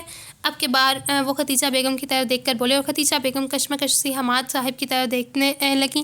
شمیم نے کبھی نہیں سوچا تھا کچھ ایسا بھی ہوگا، اگر سوچ لیتی تو کبھی نہ بولتی، کچھ انتظار کر لیتی، مگر یہی تو بات ہے کہ غصہ انسانی عقل کھا جاتا ہے اور حسد عقل بالکل ہی ختم کر دیتا ہے۔ ہارون اپنا اور ایزل کا سن کر آنکھیں پھاڑے فاروق صاحب کو دیکھ رہا تھا۔ کھڑکی کے ساتھ لگی کھڑی ایزل کی حالت کچھ مختلف نہیں تھی، جبکہ عنایہ کا سانس تو سینے میں اٹک گیا تھا۔ شہیر خدیجہ بیگم کو تذبذب کا شکار دیکھتے ہوئے بولی، بھابی، کوئی دباؤ نہیں ہے، آپ سکون سے مطمئن ہو کر فیصلہ کریں۔ نہیں، مجھے کوئی اعتراض نہیں ہے۔ حماد صاحب ہارون کی طرف دیکھتے ہوئے بولے۔ فاروق صاحب کے چہرے پر مسکراہٹ آ گئی۔ لاؤ بھائی، منہ میٹھا کرو، میرے 2 بچیوں کا رشتہ طے ہو گیا۔ سب کے چہرے پر مسکراہٹ واپس آ گئی، سوائے خدیجہ بیگم اور شمیم کے۔ وہ عنایہ کو تو برداشت کر لیتی، مگر ایزل جیسی حساب برابر رکھنے والی لڑکی ان کے قابو میں آنے والی نہیں تھی۔ وہ اندر ہی اندر کڑ کر رہ گئیں۔ ہارون حسیانہ سا ہو کر واپس کمرے کی طرف چل دیا۔ باقی بڑے مبارکبادیوں میں مصروف ہو گئے۔ خدیجہ بیگم نے زبردستی اپنے چہرے پر مسکراہٹ سجا لی۔ انہیں پچھلے سالوں کا تجربہ تھا، وہ دوسروں کی خوشی کے لیے اپنے چہرے پر مسکراہٹ کا خول چڑھا لیتی تھی۔ ہارون خود کو اب ایزل کی مار کے لیے تیار کر رہا تھا۔ یقیناً وہ اپنے اندر کسی چڑیل کی روح ڈالے انتظار کر رہی ہوگی۔ تم بدتمیز انسان، منع بھی تو کر سکتے تھے، نام بت بن کر کیوں کھڑے ہو گئے تھے؟ ایزل سفید رنگ کے ہلکا کامدار لباس پہنے ہوئے تھی، سیاہ آنکھوں میں خفگی تھی اور غصہ بھی جو سامنے کھڑے ہارون پر وہ اتار رہی تھی۔ ارے، مجھ سے کسی نے پوچھا بھی تھا جو منع کرتا میں؟ کچھ دیر پہلے ہی اس نے ایک ہلکی سی رسم کی تھی، ولی کو بلوا کر عنایہ اور ولی کا نکاح پڑھوا دیا گیا تھا۔ کیونکہ عنایہ نے اپنی یونیورسٹی میں تعلیم پوری کرنے کے لیے شہر بانو کی طرف ہی رکنا تھا، تو گھر کے بڑوں کو یہ بات مناسب نہیں لگی کہ رشتہ طے ہو جانے کے بعد لڑکا لڑکی ایک ہی گھر میں رہیں، تو شہر بانو نے ان کو نکاح کا مشورہ دیا اور آنن فانن نکاح ہو گیا۔ ساتھ میں ایزل کے ہاتھ میں ولی کے نام کی انگوٹھی پہنا دی گئی۔ یہ سب شمیم ہی جانتی تھی، اس نے کس دل سے یہ سب کچھ کیا تھا، اسے اپنے لفظوں کی بھاری قیمت ادا کرنی پڑی تھی۔ سب لوگ اپنے اپنے کمروں میں تھے جب ایزل اور ہارون فاروق صاحب کی چھت پر لگے تھے۔ سورج غروب ہونے کے قریب تھا اور اس کے مغالب سمت میں چاند نمودار ہونا شروع ہو گیا تھا، آدھا مدھم چاند۔ ہارون سینے پر ہاتھ باندھے، سر جھکائے، چھت کی مندھیر سے ٹیک لگائے اس کی سن رہا تھا، اور وہ اس کے سامنے کھڑی دبی آواز میں اس پر چیخ رہی تھی، اب دیکھو کیسے شریف بن کر کھڑا ہے، جیسے ظلم ہو گیا ہو اس کے ساتھ۔ ہارون کی مسلسل خاموشی اسے مزید تپا رہی تھی۔ تو اور کیا کروں، تمہیں مجھے بتاؤ، ہارون اپنی مسکراہٹ ضبط کرتے ہوئے بولا۔ پہلے تو یہ مسکرانا بند کرو، اتنی بڑی ناانصافی ہوئی ہے میرے ساتھ، کسی نے پوچھا تک نہیں مجھ سے، اور یہ منگنی کر دی ابھی؟ اپنی انگوٹھی کو دیکھتے ہوئے بول رہی تھی جب ہارون درمیان میں اس کی بات کاٹتے سنجیدہ لہجے میں بولا، کیا مطلب ناانصافی ہوئی ہے تمہارے ساتھ؟ اس کی آنکھوں میں بلا کی سنجیدگی چند پل میں ہی آ گئی تھی۔ ایزل کو لگا شاید اس نے کچھ غلط کہہ دیا تھا۔ یہ ناانصافی ہے کہ منگنی کر دی اور وہ پہلے کی نسبت دھیما سا بولی تھی، مگر ہارون اس کی سنے بغیر پھر سے بولا، اگر تمہیں کوئی اعتراض ہے تو تم مجھے بتا سکتی ہو، میں ابھی اس منگنی کو ایک لمحے کی دیر کیے بغیر ختم کر دوں گا، تمہاری رضامندی کے بغیر کوئی رشتہ قائم نہیں ہوگا۔ ہارون اس کی آنکھوں میں دیکھتا قطعی لہجے میں بولا۔ ایزل کا دل گہرائی سے جا کر ابھرا۔ میں نے ایسا تو نہیں کہا۔ وہ ایسے کھڑا تھا کہ ادھر ایزل کہے کہ میری پسند نہیں اور ادھر ہارون منگنی ختم کرتے۔ تم نے ایسا کچھ بھی نہیں کہا، مگر تمہاری باتوں سے تو ایسا ہی لگ رہا ہے، نہ کہ زبردستی کا رشتہ ہے، بتا دو ابھی مجھے، میں ٹھیک کر دوں گا سب۔ ہارون تیکھی نظروں سے اسے دیکھ رہا تھا، اندر سے دل اس کا بھی اسی تیزی سے دھڑک رہا تھا، کہیں ایزل نے انکار کر دیا تو۔ ایزل خاموشی سے رخ پھیر کر لب کاٹنے لگی۔ اب اسے دور دور تک پھیلے کھیت نظر آ رہے تھے۔ ہلکی ہلکی ہوا چلنے کی وجہ سے اس کے بھورے بال پھڑپھڑا کر ہارون کے سینے پر لگ رہے تھے۔ ہارون نے بے بسی سے آنکھیں بند کی اور ایک لمبی سانس لی۔ دیکھو ایزل، ہاں مجھے تم پسند ہو، بہت پسند ہو، لیکن اگر تم میری زندگی میں آنے سے خوش نہیں ہو، اگر تمہیں لگتا ہے کہ یہ رشتہ ناانصافی کا ہے، تو میں ابھی اسے ختم کر دیتا ہوں۔ میں تمہیں اپنی زندگی میں زبردستی نہیں لانا چاہتا۔ ایزل کا دل اس کی پہلی بات پر ہی رک گیا۔ کیا اس نے صحیح سنا تھا کہ وہ اسے پسند کرتا تھا؟ اگلے ہی لمحے اس کے دل نے رفتار پکڑی تھی۔ پیچھے مڑنے کی ہمت اب ختم ہو چکی تھی۔ ہارون اس کی پشت پر بکھرے بھورے بالوں کو دیکھتا بول رہا تھا۔ وہ اپنے بال بہت کم کھولتی تھی۔ ہارون کو اس کے بال پسند تھے، لمبے اور بھورے۔ مجھے تمہاری خوشی ہر چیز سے زیادہ عزیز ہے ایزل۔ تم مجھے بتاؤ، کیا تمہیں واقعی لگتا ہے تمہارے ساتھ ناانصافی ہوئی ہے؟ ہارون اپنی ہی لے میں بول رہا تھا جب وہ بالوں کو جھٹکا دیتے تیزی سے مڑی۔ یہ کیا لگا رکھا ہے تم نے؟ رشتہ ختم کر دوں گا، منگنی توڑ دوں گا۔ میں نے تمہیں ایک بار بھی کہا ہے کہ مجھے یہ رشتہ برا لگ رہا ہے؟ تم نے میری بات پوری سنی ہی کہاں ہے؟ ہارون اس کے اس طرح بولنے پر نہ سمجھی سے اسے دیکھنے لگا۔ کیا مطلب؟ میں کہہ رہی تھی کہ اتنی جلدی سب کچھ کر دیا ان لوگوں نے، ابھی تو میں چھوٹی ہوں، بعد میں کر دیتے۔ وہ منہ پھلائے بول رہی تھی، مگر ہارون اس کی باتیں سن کر کچھ کہنا ہی بھول گیا تھا۔ تم لڑکوں کے لیے رشتہ جوڑنا اور توڑنا اتنا آسان ہوتا ہے کیا؟ پچھلے 2 منٹ میں تم نے کوئی 3 دفعہ کہہ دیا ہوگا کہ رشتہ ختم کر دوں۔ اتنا آسان لگتا ہے تمہیں کیا؟ اور کیا میں نے تمہیں ایک بار بھی کہا کہ مجھے تم سے کوئی اعتراض ہے؟ میں تو بس کہہ رہی تھی کہ یہ وقت ابھی کوئی صحیح وقت نہیں ہے، بعد میں بھی تو یہ سب ہو سکتا تھا نا۔ ایسا اس کی آنکھوں میں دیکھتی دھیمی آواز میں کہہ رہی تھی، مگر اس کے لہجے میں واضح خفگی تھی۔ کوئی چھوٹی عمر نہیں ہے، تمہاری عمر میں میری شادی ہو گئی تھی، تمہاری تو پھر منگنی ہوئی ہے، اور اب تم دونوں کی منگنی ہوگی۔ اس طرح اب اکیلے ملنا تم لوگوں کا بند۔ شہربانوں کی آواز پر دونوں نے پلٹ کر دیکھا۔ وہ سیڑھیوں سے چلتی مسکرا کر دونوں کی طرف دیکھ رہی تھی۔ ایزل سفید جوڑے پر سنہری کامدار لباس میں ہارون کے ساتھ کھڑی تھی۔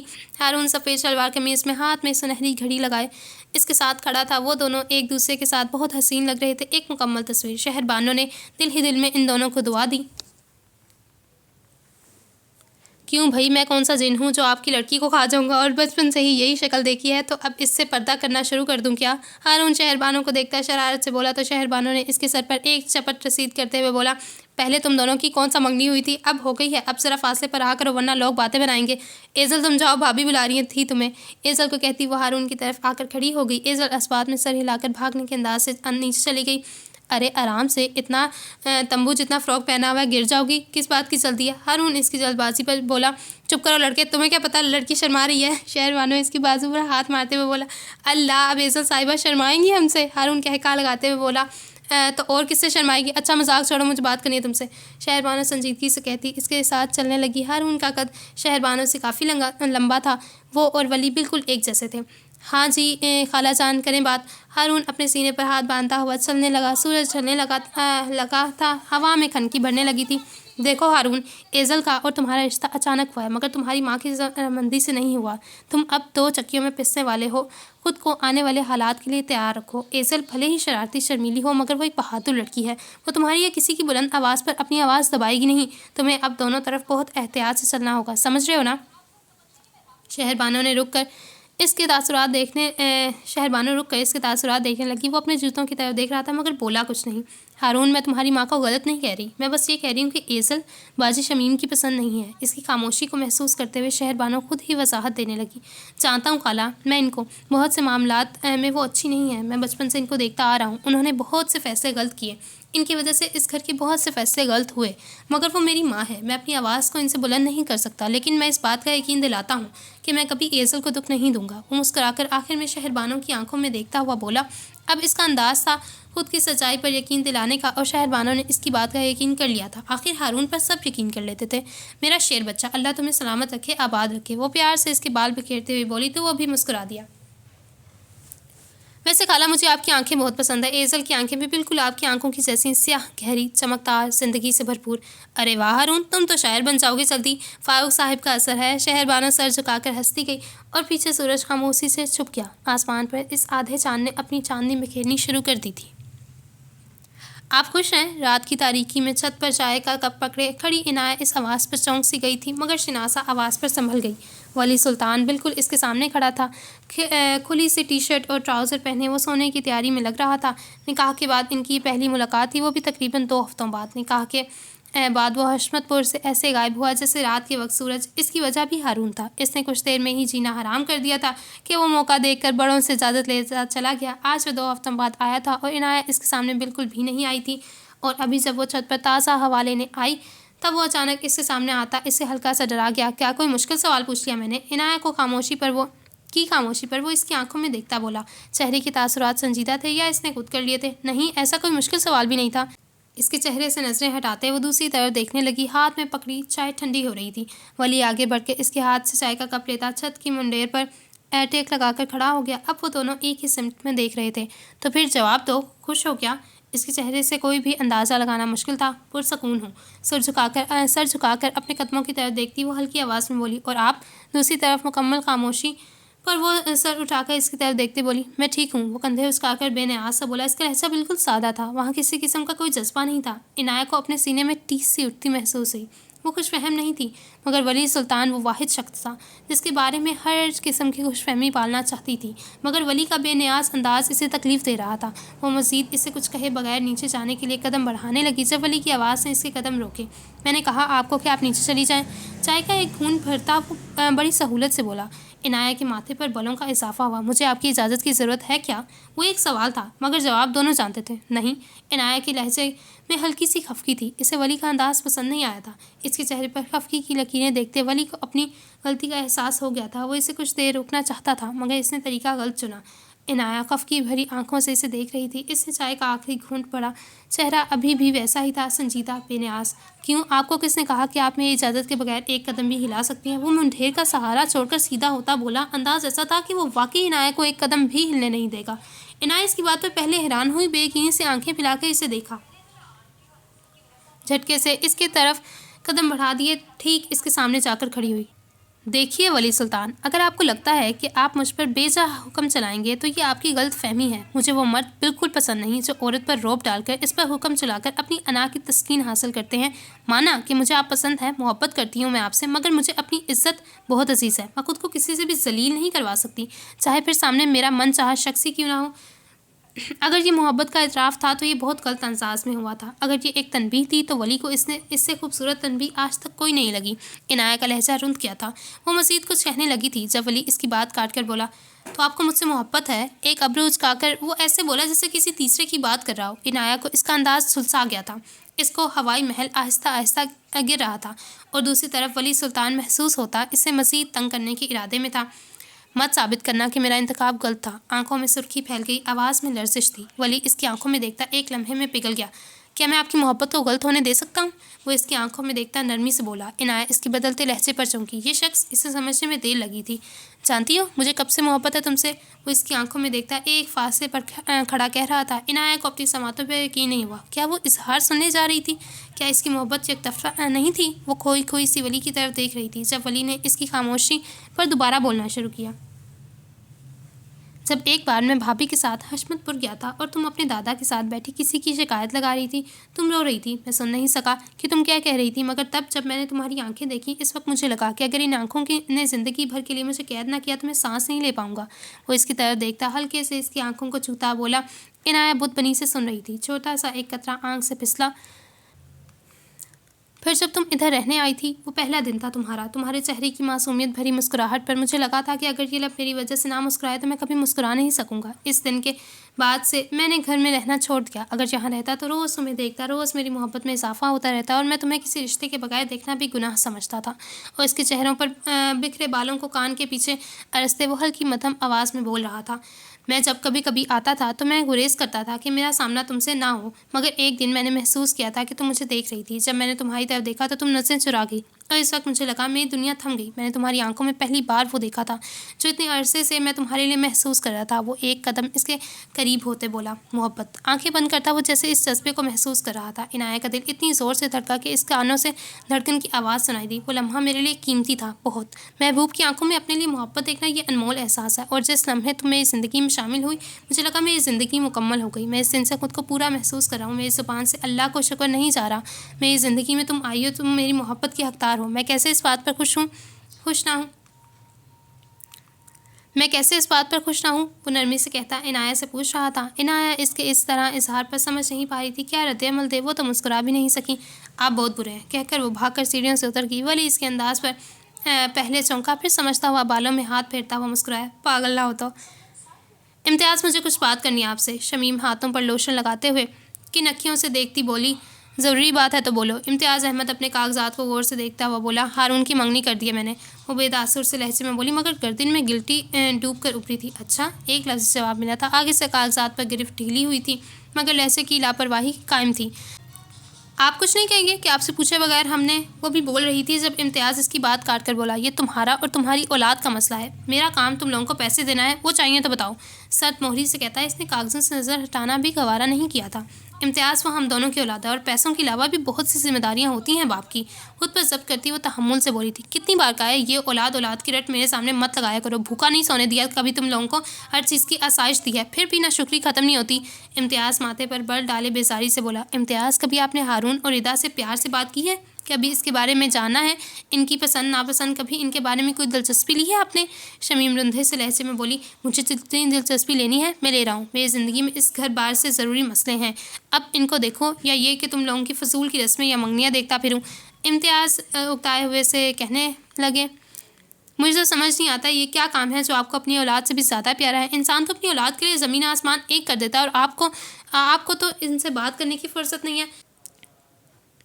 شمیم کا لہجہ ذرا اونچا ہوا تھا، نہ جانے کتنی دیر کا اشتعال تھا جو باہر نکلا تھا۔ امتیاز ایک جھٹکے سے کھڑا ہوا، تیز قدم اٹھاتا وہ شمیم کے سر پر پہنچ گیا۔ شمیم ڈر کر ایک قدم پیچھے ہٹنے لگی جب امتیاز نے اس کا چہرہ اپنی سخت گرفت میں لیا۔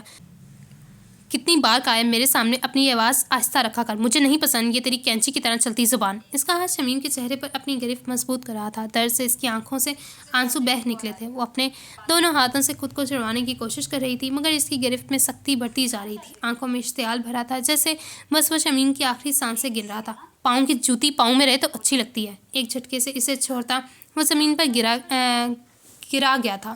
شمیم زمین پر گری، لمبے لمبے سانس لے رہی تھی، چہرے پر انگلیوں کو نشان چھپ گئے تھے، ایسے جیسے کسی نے گرم سلاخوں سے دہکا دیے ہوں۔ امتیاز اپنے کاغذات اٹھاتا بڑبڑاتا کمرے سے باہر نکل گیا، جاتے ہوئے دروازہ زور سے بند کیا۔ شمیم فرش پر ہاتھوں کے بل اٹھنے کی کوشش کر رہی تھی، مگر جیسے ہاتھوں نے جواب دے دیا تھا۔ وہ وہیں فرش پہ بیٹھی کئی لمبے لمبے سانس بھرنے لگی، کبھی ایک ہاتھ سے سینہ مسلنے لگتی، کبھی چہرے پر ہاتھ پھیر کر درد کم کرنے کی کوشش کرتی۔ نہ جانے کون سی تکلیف زیادہ تھی۔ آنکھوں سے گرم پانی نکل کر فرش پر گرنے لگا۔ یہ اذیت تو پچھلے 24 سال سے اس کا مقدر تھی، مگر ہر بار نئے سرے سے تکلیف ہوتی تھی۔ آنکھوں کے سامنے حماد کا ختیجہ کا ہاتھ پکڑے چلتے ہوئے لہرایا، وہ ایک مکمل جوڑا تھا۔ دل میں حسرت مزید گہری ہوتی چلی گئی۔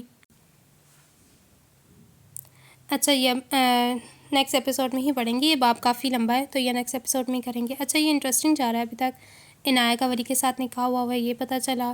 اچھا، اسٹارٹ میں عنایہ کی شادی کی بات ہوئی تھی، تو وہ پتہ نہیں کس سے شادی کی بات تھی، اب یہ دیکھیں گے کہ کس سے شادی کی تھی۔ چلیں پھر ملتے ہیں، خدا حافظ۔